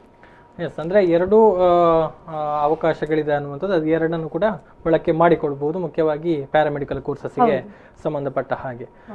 ಇನ್ನು ಮುಖ್ಯವಾಗಿ ನಾವು ಗಮನಿಸಿದ್ರೆ ಇದರಿಂದ ಪ್ರಯೋಜನಗಳೇನು ವಿದ್ಯಾರ್ಥಿ ಅಂದರೆ, ಬಹುಶಃ ಈಗಾಗಲೇ ನಾವು ಹೇಳಿದ್ವಿ ಅರೆ ವೈದ್ಯಕೀಯ ಸಿಬ್ಬಂದಿಗಳನ್ನು ತಯಾರು ಮಾಡುವಂತಹ ಪ್ರಕ್ರಿಯೆಗಳು ಅನ್ನುವಂಥದ್ದು. ಸೊ ಅವರ ಒಂದು ಉದ್ಯೋಗಿಕ ಅವಕಾಶಗಳ ಬಗ್ಗೆ ನಾವೀಗ ಮಾತನಾಡೋದಿದ್ರೆ, ಹೌದು, ಈಗ ಯಾವುದೇ ಕೋರ್ಸ್ಗಳಾಗ್ಲಿ ಅಥವಾ ಮಕ್ಕಳು ಕಲಿಯುವುದು ಅಥವಾ ಯಾವುದೇ ಕೋರ್ಸ್ ತಗೊಳ್ಳುವಾಗ ಪೇರೆಂಟ್ಸ್ ತಂದೆ ತಾಯಿ ಮತ್ತೆ ವಿದ್ಯಾರ್ಥಿ ಮೊದಲು ಯೋಚನೆ ಮಾಡೋದು ನನಗೆ ಇದ್ರಲ್ಲಿ ಕೆಲಸ ಸಿಗ್ತದಾ ಅಂತ. ಅಂದ್ರೆ ಮುಂದೆ ನಾನು ಏನ್ ಕೆಲಸ ಮಾಡ್ತೇನೆ, ಇದ್ರಲ್ಲಿ ನನಗೆ ಕೆಲಸ ಸಿಗ್ತದಾ, ಸಂಬಳ ಸಿಗ್ತದಾ, ಅಥವಾ ಕೆಲಸದ ಬಗ್ಗೆ ಗ್ಯಾರಂಟಿ ಇದೆಯಾ, ಇದನ್ನ ನಾವು ಮೊದಲು ಯೋಚನೆ ಮಾಡೋದು. ಅದರಲ್ಲಿ ಒಳ್ಳೆ ಸ್ಕೋಪ್ ಇದ್ರೆ ಮಾತ್ರ ಮಕ್ಕಳು ಆ ಕೋರ್ಸ್ಗಳನ್ನ ತಗೊಳ್ತಾರೆ. ಇದ್ರಲ್ಲಿ ನಾವು ಆಗ್ಲೇ ಹೇಳಿದಾಗೆ ಇದು ಅರೆವೈದ್ಯಕೀಯ ಸಿಬ್ಬಂದಿ. ಈಗ ಕೆಲವೊಬ್ರು PUC ಸೈನ್ಸ್ ಮಾಡಿದ ಮತ್ತೆ ಮೆಡಿಕಲ್ ಇಂಜಿನಿಯರಿಂಗ್ ಅದು ಒಂದು ರೀತಿಯ ವರ್ಗ, ಅದಕ್ಕೆ ಹೋಗ್ಲಿಕ್ಕೆ ಇರ್ತಾರೆ. ಅಥವಾ ಬೇರೆ ಅದೆರಡೂ ಆಗದೆ ನಮ್ಗೆ ಅದಾಗುದಿಲ್ಲ, ಒಂದು ಫೀಸಿನ ಇದಿರ್ಬೋದು ಅಥವಾ ಮೆರಿಟ್ ಯಾವುದೇ ಇರ್ಲಿ, ಅದೆರಡೂ ಆಗುದಿಲ್ಲ, ನಾವು ಬೇರೆ ರೀತಿ ಹೋಗ್ಬೇಕು ಅಂತಿದ್ರೆ ಬೇರೆ ಯಾವುದೇ ಕೋರ್ಸ್ ಮಾಡಿದ್ರು ಕೂಡ ಅವರಿಗೆ ಅದನ್ನ ನಾವು ಪ್ರೊಫೆಷನಲ್ ಅಂತ ಹೇಳುದಿಲ್ಲ. ಅಂದ್ರೆ ಇದು ಜನರಲ್ ಡಿಗ್ರಿ ಮಾಡಿದ್ರೆ ಅವ್ರು ಇಂಥದ್ದೇ ಕೋರ್ಸ್ ಅಥವಾ ಇಂಥದ್ದೇ ಕೆಲಸಕ್ಕೆ ಹೋಗ್ತಾರೆ ಅಂತಿಲ್ಲ. ಅದೇ ಈ ಕೋರ್ಸ್ಗಳಿಗೆ ಬಂದ್ರೆ ಅವರು ಪ್ಯಾರಾಮೆಡಿಕಲ್ ಅಥವಾ ಅಲೈಡ್ ಯಾವುದನ್ನೇ ಓದುವಾಗ್ಲೇ ಅವರಿಗೆ ಅವರ ಕೆಲಸ ನಿರ್ಧಾರ ಆಗಿದೆ. ಅಂದ್ರೆ ನೀವು ಲ್ಯಾಬ್ ಟೆಕ್ನಿಷಿಯನ್ ಆಗ್ತೀರಾ, ಅಥವಾ ಡಯಾಲಿಸಿಸ್ ಟೆಕ್ನಾಲಜಿಸ್ಟ್ ಆಗ್ತೀರಾ, ಇಮೇಜಿಂಗ್ ಟೆಕ್ನಾಲಜಿಸ್ಟ್ ಆಗ್ತೀರಾ, ಅದು ಅವರ ಕೆಲಸ ನಿರ್ಧಾರ ಆಗಿದೆ. ಒಮ್ಮೆ ಇದನ್ನ ಓದಿದ ನಂತರ ಅವರಿಗೆ ಎಲ್ಲೆಲ್ಲಿ ಕೆಲಸ ಮಾಡ್ಲಿಕ್ಕೆ ಆಗ್ತದೆ, ಅರೆವೈದ್ಯಕೀಯ ಅಂತ ಹೇಳಿದ ತಕ್ಷಣ ಮೊದಲು ಆಸ್ಪತ್ರೆಗಳಲ್ಲಿ ಯಾವುದೇ ಆಸ್ಪತ್ರೆ, ಕ್ಲಿನಿಕ್ ಇರ್ಬೋದು, ಪ್ರೈವೇಟ್ ಲ್ಯಾಬ್ಗಳಿರ್ಬೋದು, ಸ್ಕ್ಯಾನಿಂಗ್ ಸೆಂಟರ್ಸ್ ಇರ್ಬೋದು, ಇದೆಲ್ಲ ಅಲ್ಲದೆ ಸರ್ಕಾರದ ಆಸ್ಪತ್ರೆಗಳಿದೆ. ಇಷ್ಟು ಕೂಡ ಪ್ರಾಥಮಿಕ ಆರೋಗ್ಯ ಕೇಂದ್ರದಿಂದ ಹಿಡಿದು ದೊಡ್ಡ ದೊಡ್ಡ ಜಿಲ್ಲಾ ಆಸ್ಪತ್ರೆ, ಈಗ ಅಂತೂ ಸರ್ಕಾರದ ಆಸ್ಪತ್ರೆಗಳು ಕೂಡ ಒಳ್ಳೆ ವ್ಯವಸ್ಥೆ ಇರುವಂತ ಆಸ್ಪತ್ರೆ. ಸೊ ಅಲ್ಲಿಗೆಲ್ಲ ಟೆಕ್ನಿಷಿಯನ್ಸ್ಗಳು ಬೇಕು. ಸೊ ಗವರ್ಮೆಂಟ್ ಅಪಾಯಿಂಟ್ ಕೂಡ ಆಗ್ತದೆ. ಇದು ಅಲ್ಲದೆ ನಮ್ಗೆ ಇದು ಡಿಪ್ಲೊಮಾ ಮಾಡಿ ಆಯ್ತು, ಡಿಪ್ಲೊಮಾ ಮಾಡಿ ಹೈಯರ್ ಎಜುಕೇಶನ್ ಮಾಡ್ತೇವೆ, BSc ಮಾಡ್ತೇವೆ, ನಮ್ಗೆ ಇಲ್ಲಿ ಅಲ್ಲ, ನಮ್ಗೆ ವಿದೇಶದಲ್ಲಿ ಕೆಲಸ ಮಾಡುವ ಆಸೆ ಇದೆ. ಈಗ ಬೇರೆ ಯಾವುದೇ ಡಿಗ್ರಿ ಜನರಲ್ ಮಾಡಿದ್ರು ಕೂಡ ಅವರಿಗೆ ಅಷ್ಟು ಸುಲಭವಾಗಿ ವಿದೇಶಕ್ಕೆ ಹೋಗ್ಲಿಕ್ಕೆ ಆಗುದಿಲ್ಲ, ಅವಕಾಶಗಳು ಕಡಿಮೆ.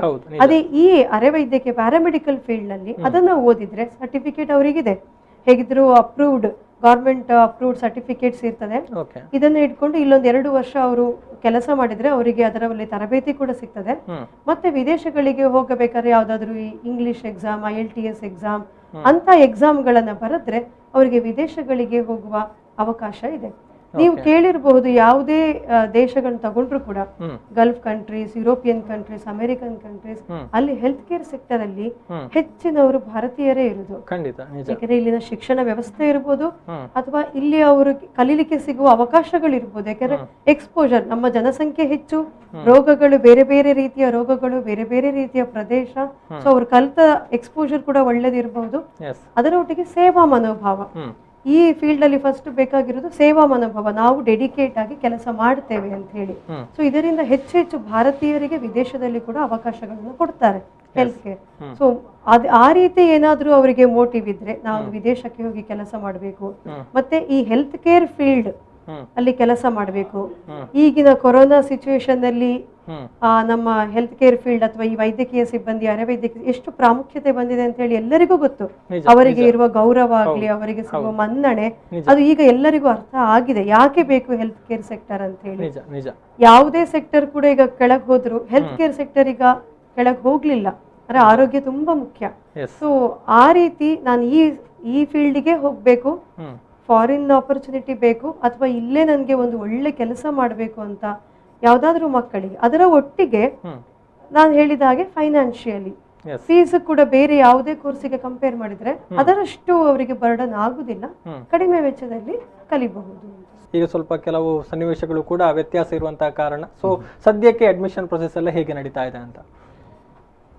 ಅಡ್ಮಿಷನ್ಸ್ಗೆ ಈಗ ಮೇನ್ಲಿ ಈ ಗೌರ್ಮೆಂಟ್ ಏನು ಮಾಡಿದೆ ಅಂತ ಹೇಳಿದರೆ, ಈ ಮಧ್ಯಮ ವರ್ಗದವರಿಗೆ ಮತ್ತು ಬಡವರ್ಗದವರಿಗೆ ಸ್ವಲ್ಪ ಅನುಕೂಲವಾಗಲಿ ಅಂತ ಹೇಳಿ ಇದಕ್ಕೆ ಯಾವುದು ಎಂಟ್ರೆನ್ಸ್ ಎಕ್ಸಾಮ್ಸನ್ನು ಇಟ್ಟಿಲ್ಲ.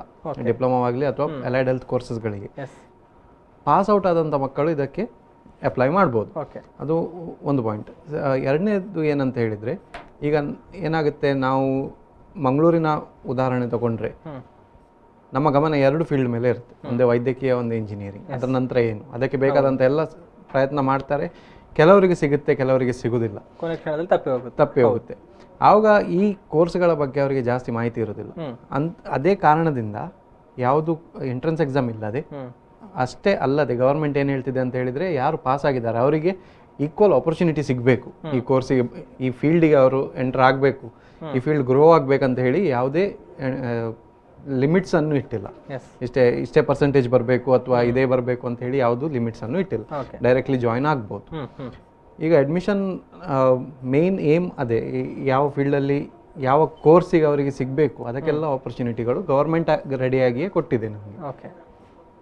ಅದರೊಟ್ಟಿಗೆ ಈಗ ಮಕ್ಕಳಿಗೆ ಈಗ ಫೈನಾನ್ಷಿಯಲಿ ಯಾರಿಗಾದ್ರೂ ತೊಂದರೆ ಇದ್ರೆ, ಈಗ ಪೇರೆಂಟ್ಸಿಗೆ ಹೌದು ಫೀಸ್ ಅತಿ ಕಡಿಮೆ ಫೀಸ್ ಇದೆ ಹೌದು, ಆದ್ರೆ ನಮಗೆ ಅದನ್ನ ಕಟ್ಟಲಿಕ್ಕೆ ಕೂಡ ಶಕ್ತಿ ಇಲ್ಲ ಅಂತ ಹೇಳಿದ್ರೆ ಕಷ್ಟ ಆಗ್ತದೆ. ಈಗ ಕೇಳಿರ್ಬೋದು ಬ್ಯಾಂಕ್ ಅಲ್ಲಿ ಎಜುಕೇಶನ್ ಲೋನ್ ಅಂತ ಹೇಳಿ ಸಿಗ್ತದೆ. ಅದಕ್ಕೆ ಬೇಕಾದ ಸಹಾಯ ನಮ್ಮ ಕಾಲೇಜಿನ ಈಗ ಪೇಪರ್ಸ್, ಬ್ಯಾಂಕ್ ಲೋನಿಗೆ ಏನೆಲ್ಲ ಪೇಪರ್ಸ್ ಬೇಕು, ಡಾಕ್ಯುಮೆಂಟ್ಸ್ ಬೇಕು, ಅಥವಾ ಒಂದು ನಾವು ಗೈಡೆನ್ಸ್ ಮಕ್ಕಳಿಗೆ ಒಂದು ಧೈರ್ಯ ಕೊಟ್ಟು ಅಥವಾ ಈವನ್ ಮ್ಯಾನೇಜರ್ ಹತ್ರ ಮಾತಾಡಿ ಯಾವ ರೀತಿ ಎಜುಕೇಶನ್ ಲೋನ್ ತಗೊಳ್ಬಹುದು ಆ ರೀತಿ ಗೈಡೆನ್ಸ್ ಎಲ್ ಇದೆ ಅದು ಅವರು ಅದನ್ನ ಮ್ಯಾನೇಜ್ ಮಾಡ್ತಾರೆ. ಅದು ಅಲ್ಲದೆ ಈಗ ಕೇಂದ್ರ ಸರ್ಕಾರ, ಕರ್ನಾಟಕ ಸರ್ಕಾರ ಎಲ್ಲಾ ರೀತಿಯ ಸ್ಕಾಲರ್ಶಿಪ್ ಎಲ್ಲಾ ವರ್ಗದವರು ಓದ್ಬೇಕು ಅಂತ ಹೇಳಿ ಅವರನ್ನ ಪ್ರೋತ್ಸಾಹ ಮಾಡ್ಲಿಕ್ಕೆ ಸ್ಕಾಲರ್ಶಿಪ್ ಕೊಡ್ತಾರೆ. ಈಗ ಇ ಪಾಸ್, ಕರೆ ಪಾಸ್ ಅಂತ ಕೇಳಿರ್ಬೋದು, ಅಥವಾ SC, ST, OBC, ಮೈನಾರಿಟಿ ಯಾವುದೇ ಕೆಟಗರಿ ತಗೊಂಡ್ರು ಕೂಡ ಅವ್ರಿಗೀಗ ಸ್ಕಾಲರ್ಶಿಪ್ ಸಿಗ್ತದೆ. ಆ ಸ್ಕಾಲರ್ಶಿಪ್ಗೆ ಏನೆಲ್ಲ ವ್ಯವಸ್ಥೆಗಳು ಬೇಕು, ಈಗ ಮಕ್ಕಳು ಆನ್ಲೈನ್ ಅಪ್ಲೈ ಮಾಡಿದ್ರೆ ಕೂಡ ಅದಕ್ಕೆ ಏನು ಡಾಕ್ಯುಮೆಂಟ್ಸ್ ಬೇಕು, ಯಾವಾಗ ಲಾಸ್ಟ್ ಡೇಟ್, ಏನೆಲ್ಲ ಮಾಡಬೇಕು, ಅದಕ್ಕೆ ಒಂದು ಗೈಡೆನ್ಸ್ ಎಲ್ಲ ಅವರಿಗೆ ಯಾವ ಯಾವ ಸ್ಕಾಲರ್ಶಿಪ್ಗಳಿದೆ ಇದರ ಬಗ್ಗೆ ಮಾಹಿತಿಯನ್ನು ಕೂಡ ನಾವು ಕೊಡ್ತೇವೆ. ಇದಲ್ಲದೆ ಈಗ ಎಲ್ಲರಿಗೂ ಗೊತ್ತಿರೋದು ಕೊರೋನಾ ಸಿಚುವೇಶನ್ ಆಗಿರ್ಬೋದು, ಎಲ್ಲರೂ ಕೂಡ ಆರ್ಥಿಕವಾಗಿ ತುಂಬಾ ಸಂಕಷ್ಟದಲ್ಲಿದ್ದಾರೆ ಜನರು ಕೂಡ. ಹಾಗೆ ನಾವು ಈ ವರ್ಷ ಓದ್ಬೇಕಾ ಬೇಡವಾ, ಒಂದು ವರ್ಷ ಮನೆಯಲ್ಲಿ ಕೂತ್ಕೊಳ್ಳೋದಾ, ಇದನ್ನು ಕೂಡ ಯೋಚನೆ ಮಾಡಬಹುದು. ನಾವು ಇದನ್ನೆಲ್ಲ ಗಮನದಲ್ಲಿ ಇಟ್ಕೊಂಡು ಅದರೊಟ್ಟಿಗೆ ಒಳ್ಳೆ ಕಲಿಯುವ ಮಕ್ಕಳು, ಒಳ್ಳೆ 90%, 80% ಎಲ್ಲ ತೆಗೆದಿರ್ಬೋದು, PUC ಅಲ್ಲಿ ಆಗಿರ್ಬೋದು, 10th ಸ್ಟ್ಯಾಂಡರ್ಡ್ ಅಲ್ಲಿ ಒಳ್ಳೆ ಕಲಿಯುವ ಮಕ್ಕಳು, ಆದ್ರೆ ಆರ್ಥಿಕವಾಗಿ ಅವರಿಗೆ ತುಂಬಾ ತೊಂದರೆ ಇರ್ಬೋದು. ಇಂಥವರನ್ನ ನಾವು ಪ್ರೋತ್ಸಾಹ ಮಾಡಬೇಕು ಅಂತ ಹೇಳಿ ನಾವು ಮೆರಿಟೋರಿಯಸ್ ಸ್ಕಾಲರ್ಶಿಪ್ ಅಂತ ಹೇಳಿ ನಾವು ಪ್ಲಾನ್ ಮಾಡಿದ್ದೇವೆ. 90% ತೆಗೆದ್ರೆ, 80% ತೆಗೆದ್ರೆ ಅವರಿಗೊಂದು ಫೀಸಿನಲ್ಲಿ ಒಂದಿಷ್ಟು ಕನ್ಸೆಷನ್ ಕೊಡೋದು ಅಂತ ಹೇಳಿ. ಅದಲ್ಲದೆ ನಾನು ಆಗ್ಲೇ ನಿಮ್ಮ ಹತ್ರ ಹೇಳಿದೆ ಸ್ಪೋರ್ಟ್ಸ್ ನಾವು ಪ್ರೋತ್ಸಾಹ ಮಾಡ್ತೇವೆ ಅಂತ ಹೇಳಿ. ಅದೇ ರೀತಿ NSS, NCC ಮಕ್ಕಳು PUC ನಲ್ಲಿ ಅದರಲ್ಲೆಲ್ಲ ಇರ್ತಾರೆ. ಯಾರಾದ್ರೂ ಆ ರೀತಿ ಸರ್ಟಿಫಿಕೇಟ್ NSS, NCC ಅಲ್ಲಿ ಅವರ ಹತ್ರ ಸರ್ಟಿಫಿಕೇಟ್ ಇದ್ರೆ, ಅಥವಾ ಸ್ಪೋರ್ಟ್ಸ್ ಅಲ್ಲಿ ಪಾರ್ಟಿಸಿಪೇಟ್ ಮಾಡಿ, ಈಗ district, state level, national level ಇರ್ಬೋದು, ಆ ರೀತಿ ಅವ್ರ ಹತ್ರ ಸರ್ಟಿಫಿಕೇಟ್ಸ್ ಇದ್ರೆ ನಾವು ಅವರಿಗೆ ಕೋಟಾ ಅಂತ ಹೇಳಿ, ಆ ರೀತಿ ಮಕ್ಕಳು ಕೂಡ ನಮ್ಮಲ್ಲಿ ಬರ್ಲಿ ಅಂತ ಹೇಳಿ ಸ್ಪೋರ್ಟ್ಸ್ ಕೋಟಾ, NCC ಕೋಟಾ ಅಂತ ಹೇಳಿ ಅವರಿಗೋಸ್ಕರ ಸೀಟ್ ಅನ್ನು ನಾವು ರಿಸರ್ವ್ ಮಾಡಿ ಇಟ್ಟಿದ್ದೇವೆ. ಒಟ್ಟಿಗೆ ಇನ್ಯಾರಾದ್ರೂ ಈಗ ಕ್ಲಾಸಿಕಲ್ ಡ್ಯಾನ್ಸ್ ಇರ್ಬೋದು, ಕ್ಲಾಸಿಕಲ್ ಮ್ಯೂಸಿಕ್ ಅಲ್ಲಿ ಈಗ ಜೂನಿಯರ್, ಸೀನಿಯರ್, ವಿದ್ವತ್ ಅಂತ ಹೇಳಿ ಗ್ರೇಡ್ ಇದೆ. ಯಾರಾದ್ರೂ ಮಕ್ಕಳು ಅದರಲ್ಲಿ ಕೂಡ ತುಂಬಾ ಹುಷಾರಿದ್ರೆ ಅವರಿಗೆ ಈ ರೀತಿ ಪ್ಯಾರಾಮೆಡಿಕಲ್ ಬರ್ಬೇಕು, ನಾವು ಅದನ್ನು ಕೂಡ ಕನ್ಸಿಡರ್ ಮಾಡಿ ಅವರಿಗೆ ಕೂಡ ಒಂದು ಕೋಟಾ ಅಂತ ಹೇಳಿದ್ರೆ ಫೀಸ್ ಅಲ್ಲಿ ಒಂದು ಸ್ವಲ್ಪ ಕನ್ಸೆಷನ್ ಕೊಟ್ಟು ನಾವು ಅವರಿಗೆ ಪ್ರೋತ್ಸಾಹ ಮಾಡುವ, ಮಕ್ಕಳು ಆದಷ್ಟು ಈ ಫೀಲ್ಡಿಗೆ ಬರಲಿ ಅಂತ ನಮ್ಮ ಈ ವರ್ಷದ ನಾವು ಆಲೋಚನೆ ಮಾಡ್ಕೊಂಡಿದ್ದೇವೆ. ಎಸ್, ಇನ್ನು ಅಂದರೆ ಮುಂದಿನ ಒಂದು ದಿನಗಳನ್ನು ನಾವು ಗಮನಿಸಿದರೆ ಅಂದರೆ ಸುರಕ್ಷತೆಗೆ ಸಂಬಂಧಪಟ್ಟ ಹಾಗೆ ಬಹಳಷ್ಟು ಪ್ರಾಮುಖ್ಯತೆಯ ಮಾತುಗಳು ಕೇಳಿ ಬರ್ತಾ ಇದೆ. ಕೆಲವೊಂದು ಮಾನದಂಡಗಳನ್ನು ಕೂಡ ಈ ನಿಟ್ಟಿನಲ್ಲಿ ರೂಪಿಸಲಾಗಿದೆ ವಿದ್ಯಾರ್ಥಿಗಳ ಸುರಕ್ಷತೆಯ ನಿಟ್ಟಿನಲ್ಲಿ. ಸೊ ನಾನು ಈಗ ಕೇಳೋದಿದ್ರೆ, ಈಗ ಮುಂದಿನ ದಿನಗಳಲ್ಲಿ ತರಗತಿಗಳು ಆರಂಭ ಆದಂಥ ಸಂದರ್ಭದಲ್ಲಿ ಸುರಕ್ಷತೆಯ ನಿಟ್ಟಿನಲ್ಲಿ ಏನೆಲ್ಲ ವ್ಯವಸ್ಥೆಗಳನ್ನು ಮಾಡಿಕೊಳ್ಳಲಾಗಿದೆ ಅಂತ ಸರ್ಕಾರ ಕೊಟ್ಟಿರುವಂಥ ಗೈಡ್ಲೈನ್ಸ್ ಪ್ರಕಾರ 6 ಫೀಟಿನ ಡಿಸ್ಟೆನ್ಸ್ ಮೇಂಟೈನ್ ಮಾಡಬೇಕು, ಅಂತರ ಮೇಂಟೈನ್ ಮಾಡಬೇಕು, ಮತ್ತು ಹ್ಯಾಂಡ್ ಸ್ಯಾನಿಟೈಸರ್ಸ್ ಇಡಬೇಕು, ಅದನ್ನೆಲ್ಲ ನಾವು ಫಾಲೋ ಮಾಡ್ತಿದ್ದೇವೆ. ಅಷ್ಟೇ ಅಲ್ಲದೆ ಈಗ ಹೊರಗಡೆ ಹೋಗುವಾಗ ಈ ನಾಲೆಜ್, ಈಗ ಇದರ ಬಗ್ಗೆ ಮಾಹಿತಿ ಕೊಡುವಂಥ ಎಲ್ಲ ವ್ಯವಸ್ಥೆಯನ್ನು ನಾವು ಮಾಡಿದ್ದೇವೆ. ನಮ್ಮದೇ ಆದಂಥ ವಿದ್ಯಾರ್ಥಿಗಳು ಈಗ ಕೊರೋನಾ ವಾರಿಯರ್ಸ್ ಆಗಿ ಬೇರೆ ಬೇರೆ ಆಸ್ಪತ್ರೆಗಳಲ್ಲಿ, ಬೇರೆ ಬೇರೆ ಕ್ಷೇತ್ರದಲ್ಲಿ ಅವರು ಕೆಲಸ ಮಾಡ್ತಿರೋ ಕಾರಣದಿಂದ ನಮ್ಮ ಈಗ ಕಲಿಯುವಂಥ ವಿದ್ಯಾರ್ಥಿಗಳಿಗೆ ಅದು ಒಂಥರ ಎನ್ಕರೇಜ್ಮೆಂಟ್ ಸಿಕ್ಕಿದೆ. ಯಾವುದೇ ಪರಿಸ್ಥಿತಿ ಬರಲಿ ನಮ್ಮಲ್ಲಿ ಫೇಸ್ ಮಾಡ್ಬೋದು ಅಂತ ಹೇಳುವ ಒಂದು ಧೈರ್ಯ ನಮ್ಮ ಸ್ಟೂಡೆಂಟ್ಸಲ್ಲಿ ಈ ಕೊರೋನಾ ಸಿಚುವೇಶನಿಂದ ಹೊರಗೆ ಬಂದಂಥ ಒಂದು ಪಾಸಿಟಿವ್ ಪಾಯಿಂಟ್. ಇದೇ ಏನೇ ಆಗಲಿ ನೆಕ್ಸ್ಟ್ ಟೈಮ್ ಹೀಗೆ ಆದರೂ ಸಹ ನಾವು ರೆಡಿ ಇರ್ತೇವೆ. ಇದರಿಂದ ನಾವು ಕಲಿತ ಪಾಠವನ್ನು ನಾವು ನೆಕ್ಸ್ಟ್ ಬರುವಂಥ ವಿದ್ಯಾರ್ಥಿಗಳಿಗೆ ಕಲಿಸಿ ಅವರನ್ನು ಇನ್ನೂ ಕಂಪ್ಲೀಟ್ ಪ್ರೊಫೆಷನಲ್ಸ್ ಆಗಿ ರೆಡಿ ಮಾಡಿ ನೆಕ್ಸ್ಟ್ ಸ್ವಲ್ಪ ಕಮ್ಯುನಿಟಿಗೆ ಸಹ ಅವರು ಸಹಾಯ ಮಾಡಲಿ ಅಂತ ಹೇಳುವ ಒಂದು ಉದ್ದೇಶ ನಮ್ಮಲ್ಲಿ. ಯಾವುದೇ ಲಾಕ್ಡೌನ್ ಇದ್ರೂ ಕೂಡ ನಮ್ಮ ಟೀಚರ್ಸ್ ಅವರ ಕರ್ತವ್ಯ ಏನಿದೆ, ಮಕ್ಕಳೊಟ್ಟಿಗೆ ನಿರಂತರವಾಗಿ ಅವರೊಟ್ಟಿಗೆ ಸಂಪರ್ಕದಲ್ಲಿದ್ದು ಅವರಿಗೆ ಏನು ಶೈಕ್ಷಣಿಕವಾಗಿ ಮಾರ್ಗದರ್ಶನ ಕೊಡಬೇಕು, ಈಗ ಆನ್ಲೈನ್ ಝೂಮ್ ಆಗಿರ್ಬೋದು, ಗೂಗಲ್ ಕ್ಲಾಸ್ ರೂಮ್, ಅವರಿಗೆ ನೋಟ್ಸ್ ಅನ್ನು ಕೊಡೋದು, ಅಸೈನ್ಮೆಂಟ್ ಕೊಡೋದು, ಫಾಲೋ ಅಪ್ ಮಾಡೋದು. ಅಂದ್ರೆ ಕಾಲೇಜಲ್ಲಿ ಬರ್ಲಿಲ್ಲ ಅಂತ ಹೇಳಿದ್ರು ಕೂಡ ಶೈಕ್ಷಣಿಕವಾಗಿ ಮುಂದುವರಿಯುವ ಎಲ್ಲಾ ಪ್ರಯತ್ನವನ್ನ ಮಾಡಿ ನಾವೀಗ ಅವರಿಗೆ ಇಂಟರ್ನಲ್ ಅಸೆಸ್ಮೆಂಟ್ ಮಾಡಬೇಕು, ಟೆಸ್ಟ್ ಗಳನ್ನು ಮಾಡಬೇಕು, ಕ್ಲಾಸ್ ಟೆಸ್ಟ್ ಅಂತ ಹೇಳಿ ಯಾವುದೇ ರೀತಿ ಅವರಿಗೆ ಕುಂದು ಕೊರತೆ ಆಗದೇ ಇರುವಾಗ ಅದನ್ನ ನೋಡ್ಕೊಂಡಿದ್ದೇವೆ. ಇನ್ನು ಕೂಡ ಯಾವಾಗ ಕಾಲೇಜು ಶುರು ಆಗ್ತದೆ ಅಂತ ಹೇಳಿ ನಾವು ಸರ್ಕಾರದ ಆದೇಶಕ್ಕೋಸ್ಕರ ಕಾಯ್ತಾ ಇದ್ದೇವೆ. ಎಸ್. ಅದು ಬರುವವರೆಗೆ ಈ ಆನ್ಲೈನ್ ತರಗತಿಗಳು, ಅಸೆಸ್ಮೆಂಟ್ಸ್ಗಳು ಇದನ್ನು ನಾವು ಮುಂದುವರಿಸ್ತಾ ಇರ್ತೇವೆ. ಒಮ್ಮೆ ಆದೇಶ ಬಂದ ತಕ್ಷಣ ನಾವು ಕ್ಯಾಂಪಸ್ನಲ್ಲಿ ಕ್ಲಾಸಸ್ಗಳನ್ನು ಶುರು ಮಾಡ್ತೀವಿ ಅನ್ನುವಂಥದ್ದು. ಎಸ್ ಸರ್, ಕೊನೆಯದಾಗಿ ಏನು ಹೇಳ್ತೀರಿ ಸರ್? ಕೊನೆಯದಾಗಿ ಹೇಳಬೇಕಂತ ಹೇಳಿದರೆ, ಈಗ ಈ ಕ್ಷೇತ್ರದಲ್ಲಿ ಜಾಬ್ ಗ್ಯಾರಂಟಿ ಇದೆ. ಜಾಯ್ನ್ ಆಗುವಾಗ ನಾವು ಯೋಚನೆ ಮಾಡಬೇಕಾದದ್ದು, ನಮಗೆ ಬೇಕಾದಂಥ ಶಿಕ್ಷಣ ಸಿಗುತ್ತಾ, ಟ್ರೈನಿಂಗ್ ಸಿಗುತ್ತಾ, ಎಸ್, ಹೇಗೆ ನೆಕ್ಸ್ಟ್ ಮುಂದಿನದ್ದೇನು, ಕಾಲೇಜವರು ಕೈ ಬಿಟ್ಬಿಡ್ತಾರಾ ಪಾಸ್ಔಟ್ ಆದ ನಂತರ, ನಮ್ಮ ಬಗ್ಗೆ ಕೇಳ್ತಾರಾ ಇಲ್ವಾ ಅಂತ ಅದೊಂದು ಪ್ರಶ್ನೆಗೆ ನಮ್ಮಲ್ಲಿ ನಾವು ಯಾವತ್ತೂ ರೆಡಿಯಾಗಿರ್ತೇವೆ. ಇಲ್ಲಿ ನಮ್ಮ ಕಾಲೇಜಲ್ಲಿ ನಾವು ನಿಮಗೆ ಬೇಕಾದಂಥ ಶೈಕ್ಷಣಿಕ ಎಲ್ಲ ಸೌಲಭ್ಯವನ್ನು ಕೊಟ್ಟು ಪಾಸ್ಔಟ್ ಆದ ನಂತರ ಫಾಲೋ ಅಪ್ ಮಾಡ್ತಾ ಇರ್ತೇವೆ. ನಮ್ಮಲ್ಲಿ ಅಲಮ್ನೈ ಅಸೋಸಿಯೇಷನ್ ಇದೆ, ಅಲಮ್ನೈ ಫೀಡ್ಬ್ಯಾಕು ನಮ್ಮಲ್ಲಿ ಇದೆ. ವರ್ಕಲ್ಲಿ ಜಾಬಿಗೆ ಜಾಯ್ನ್ ಆದ ನಂತರ ಕೂಡ ವಿದ್ಯಾರ್ಥಿಗಳು ನಮ್ಮೊಟ್ಟಿಗೆ ಕಾಂಟ್ಯಾಕ್ಟ್ ಮಾಡ್ತಾ ಇರ್ತಾರೆ. ಆ ಒಂದು ರಿಲೇಷನ್ಶಿಪ್ಪನ್ನು ನಾವು ಕ್ರಿಯೇಟ್ ಮಾಡ್ತೇವೆ. ಅದೇ ಕಾರಣದಿಂದ ಮಂಗಳ ಕಾಲೇಜನ್ನು ಟೆನ್ಷನ್ ಇಲ್ಲದೆ ಸೆಲೆಕ್ಟ್ ಮಾಡಿಕೊಳ್ಬಹುದು.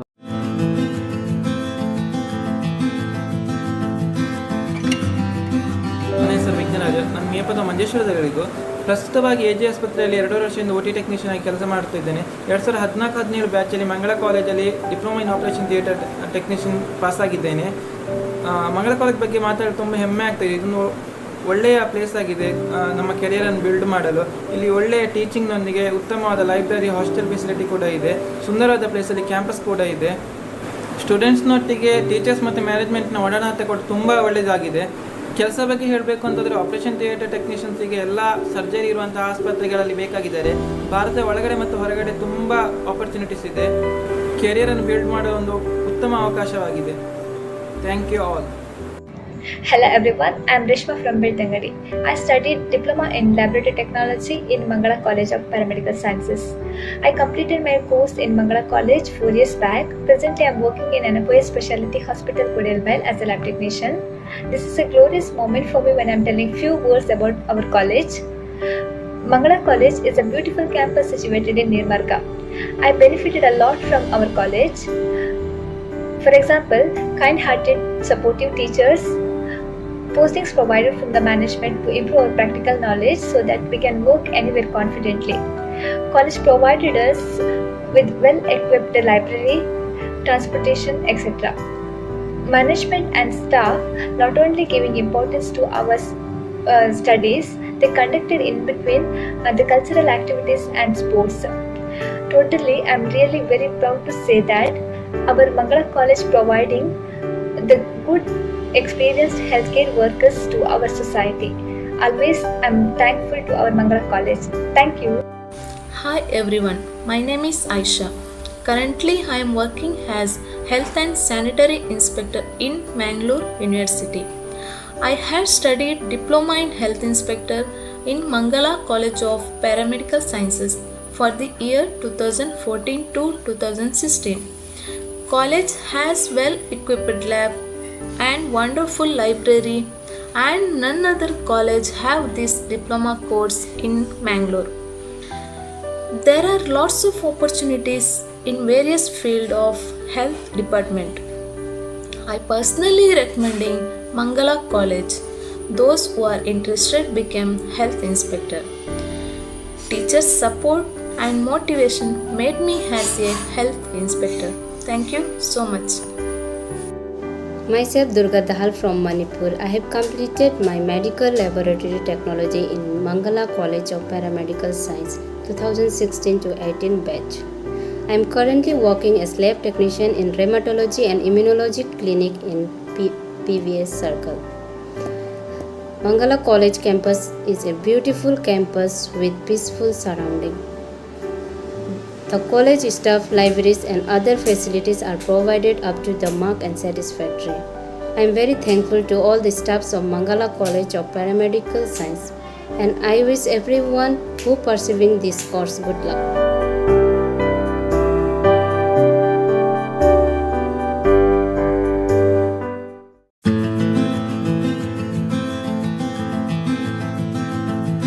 I am Sumitra from Beltangadi. Not all of us can do great things, but we can do small things with a good heart. It's an auspicious occasion to occultize the greatness of Mangala institution, where I found the real strength within me. I did DMLT in Mangala College and I have selected for Apollo Diagnostic with HLM Koshis Hospital, Bangalore by campus interview conducted by the Mangala College. And the teaching was very impressive. We experienced a bulk source of knowledge through our library and the postings were well benefited. I am Rajesh Krishna from Manjeshwara, Kasaragod district. I studied a diploma in dialysis technician course in Mangala College, year 2007 to 2010 batch. As of now, I am working in Fresenius Medical Care Dialysis Service Company as a South Operational Manager from past 6.5 years. I am very thankful to Mangala College and all my teaching staff to they give me good platform in my career. Now Mangala College is one of the best campus in Mangalore for providing a paramedical and allied health science courses.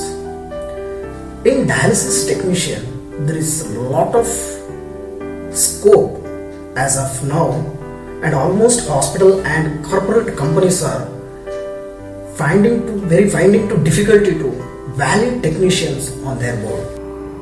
Hello everyone, myself Swati Sevi. I am from Sampaje. I am last 2017-19 medical lab technology student. One good college can create our college days memories most beautiful and successful. I choose Mangala College of Paramedical Sciences, can get good education in peaceful surrounding. Mangala College teaching faculties, library facilities and without ragging surrounding fulfilled my will. I am really proud to be a part of Mangala College of Paramedical Sciences. I am present working in ICMR Venlock District Hospital VIDL COVID-19 lab. Myself Dinesh Korgaonkar from Kumta. I completed ophthalmic technician course 2015-18 batch from Mangala College of Paramedical Sciences. Here teaching staff is good. They provided good posting facilities and conducted campus placement. I got selected in Lenskart through campus and worked sometimes in Prasad Netralaya Mangalore and Revankar Eye Hospital, Kumta. Now working as reproductionist in Taluk Health Center, Kumta, and also started my own optical shop in my hometown. Choose your best course and build your career. All the best and best of luck. I am really proud to be recognized ex-Mangalite. Thank you all. Thank you Mangala Group of Institution for guiding and supporting. I'm very happy to be a part of Mangala College and I'm willing to study further in my course by which where I can help to the needy people and to my nation.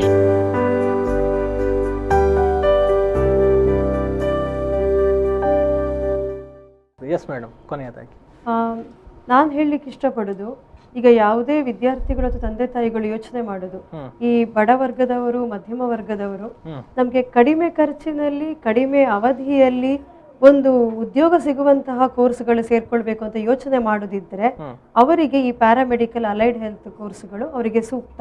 ಅವರನ್ನು ಆಯ್ಕೆ ಮಾಡ್ಕೊಳ್ಬಹುದು. ಮತ್ತೆ ಹಾಗೆ health care field ನಲ್ಲಿ ಕೆಲಸ ಮಾಡೋದು ಅಂತ ಹೇಳುವಾಗ ಎಲ್ಲರಿಗೂ ಒಂದು ಹೆಮ್ಮೆ ಗೌರವ ಕೂಡ ಇರ್ತದೆ. ನಾನು ಹೆಲ್ತ್ ಕೇರ್ ಫೀಲ್ಡ್ಗೆ ಬರಬೇಕು, ಆದ್ರೆ ನನಗೆ ಡಾಕ್ಟರ್ ಆಗ್ಲಿಕ್ಕೆ ಆಗುದಿಲ್ಲ, ಅದಕ್ಕೆ ಬೇಕಾದ ಫೈನಾನ್ಷಿಯಲ್ ಆಗ್ಲಿ ಅಥವಾ ಮಾರ್ಕ್ಸ್ ಇಲ್ಲ, ಆದ್ರೆ ನನಗೆ ಹೆಲ್ತ್ ಕೇರ್ ಫೀಲ್ಡ್ ನಲ್ಲೇ ನಾನು ಹೋಗ್ಬೇಕು ಅಂತ ಹೇಳುವ ಇಚ್ಛೆ ಇದ್ರೂ ಕೂಡ ಅವ್ರು ಇದಕ್ಕೆ ಬರಬಹುದು. ಅದು ಅಲ್ಲದೆ ಜಾಬ್ ಗ್ಯಾರಂಟಿ, ಫೈನಲಿ ನಾವು ಏನೇ ಆದ್ರೂ ಕೂಡ ಕೋರ್ಸ್ ಮಾಡಿದ ಮತ್ತೆ ನಮ್ಗೆ ಕೆಲಸ ಸಿಕ್ಕಿಯೇ ಸಿಗ್ತದೆ ಅಂತ ಹೇಳುವ ಒಂದು ನಂಬಿಕೆ ಭರವಸೆ ಇರೋದು ಈ ಅಲೈಡ್ ಹೆಲ್ತ್ ಮತ್ತೆ ಪ್ಯಾರಾಮೆಡಿಕಲ್ ಕೋರ್ಸ್ಗಳಲ್ಲಿ. ಎಸ್, ಸೊ ಅದನ್ನ ವಿದ್ಯಾರ್ಥಿಗಳು ಯುಟಿಲೈಸ್ ಮಾಡಿಕೊಳ್ಬೇಕು ಅನ್ನುವಂಥದ್ದು. Yes, thank you madam, Aditi thank you sir. ಸಾಕಷ್ಟು ವಿಚಾರಗಳನ್ನು ತಿಳಿಸಿಕೊಟ್ರಿ. ಅಂದರೆ ಬಹುಶಃ ಇಂದಿನ ದಿನಗಳಲ್ಲಿ ಉದ್ಯೋಗದ್ದೇ ದೊಡ್ಡ ಸವಾಲು ಆಗಿರುವಂಥ ಸಂದರ್ಭದಲ್ಲಿ ಖಂಡಿತವಾಗ್ಲೂ ಉದ್ಯೋಗ ಸಿಗುತ್ತೆ ಅನ್ನುವಂಥ ಭರವಸೆಯ ಕೋರ್ಸ್ಗಳ ಬಗ್ಗೆ ಮಾಹಿತಿಯನ್ನು ತಿಳಿಸಿಕೊಟ್ರಿ. ಸೊ ಮತ್ತೊಮ್ಮೆ ಧನ್ಯವಾದಗಳನ್ನು ಅರ್ಪಿಸ್ತಾ ಇದ್ದೇನೆ ಇಬ್ಬರಿಗೂ ಕೂಡ. ಎಸ್ ವೀಕ್ಷಕರೇ, ಇದು ಮಂಗಳ ಕಾಲೇಜ್ ಆಫ್ ಪ್ಯಾರಾಮೆಡಿಕಲ್ ಸೈನ್ಸಸ್ ಮತ್ತು ಮಂಗಳ ಕಾಲೇಜ್ ಆಫ್ ಅಲೈಡ್ ಹೆಲ್ತ್ ಸೈನ್ಸಸ್ನಲ್ಲಿ ಇರುವಂತಹ ಕೋರ್ಸ್ಗಳು ಮತ್ತು ಅದರಿಂದ ಆಗುವಂತಹ ವಿದ್ಯಾರ್ಥಿಗಳಿಗೆ ಪ್ರಯೋಜನಗಳು, ಇದರ ಬಗ್ಗೆ ಇರುವಂತಹ ಒಟ್ಟು ಮಾಹಿತಿ. ಸೊ ಈಗಾಗಲೇ ನಾನು ಹೇಳಿದ ಹಾಗೆ ಇತ್ತೀಚಿನ ದಿನಗಳಲ್ಲಿ ಉದ್ಯೋಗದ ಸಮಸ್ಯೆ ಬಹಳಷ್ಟು ಕಾಡ್ತಾ ಇದೆ. ಯಾವ ಕೋರ್ಸನ್ನು ಮಾಡಿದರೆ ಉದ್ಯೋಗ ಸಿಗೋದಿಲ್ಲ ಅನ್ನುವಂಥ ಆತಂಕ ಇದ್ದೇ ಇರುತ್ತೆ. ಆ ಪ್ರಶ್ನೆಗಳಿಗೆ ಖಂಡಿತವಾಗ್ಲೂ ಉದ್ಯೋಗ ಸಿಗುತ್ತೆ ಅನ್ನುವಂಥ ಉತ್ತರವನ್ನು ಈ ಎರಡು ಕೋರ್ಸ್ಗಳು ಕೊಡ್ತಾ ಇದೆ. ಸೊ ವಿದ್ಯಾರ್ಥಿಗಳು ಈ ಒಂದು ಅವಕಾಶವನ್ನು ಸದುಪಯೋಗ ಪಡಿಸಿಕೊಳ್ಳಿ. ಸೊ ಅಡ್ಮಿಷನ್ನ ಪ್ರೊಸೀಜರ್ಗಳು, ಪ್ರಕ್ರಿಯೆಗಳೆಲ್ಲವೂ ಕೂಡ ನಡೀತಾ ಇದೆ. ಸೊ ಹೆಚ್ಚಿನ ಮಾಹಿತಿಗಾಗಿ ನೀವು ಕಾಲೇಜನ್ನು ಸಂಪರ್ಕ ಮಾಡಬಹುದು ಅಂತ ಹೇಳ್ತಾ ಕಾರ್ಯಕ್ರಮವನ್ನು ಇಲ್ಲಿಗೆ ಮುಕ್ತಾಯಗೊಳಿಸ್ತಾ ಇದ್ದೀನಿ. ಕಾಲೇಜಿನ ಇನ್ನಿತರ ಸಂಸ್ಥೆಗಳ ಮಾಹಿತಿ ಜೊತೆಗೆ ಮತ್ತೆ ಬರ್ತೀನಿ. ನೋಡ್ತಾ ಇರಿ V4 ನ್ಯೂಸ್. ನಮಸ್ಕಾರ.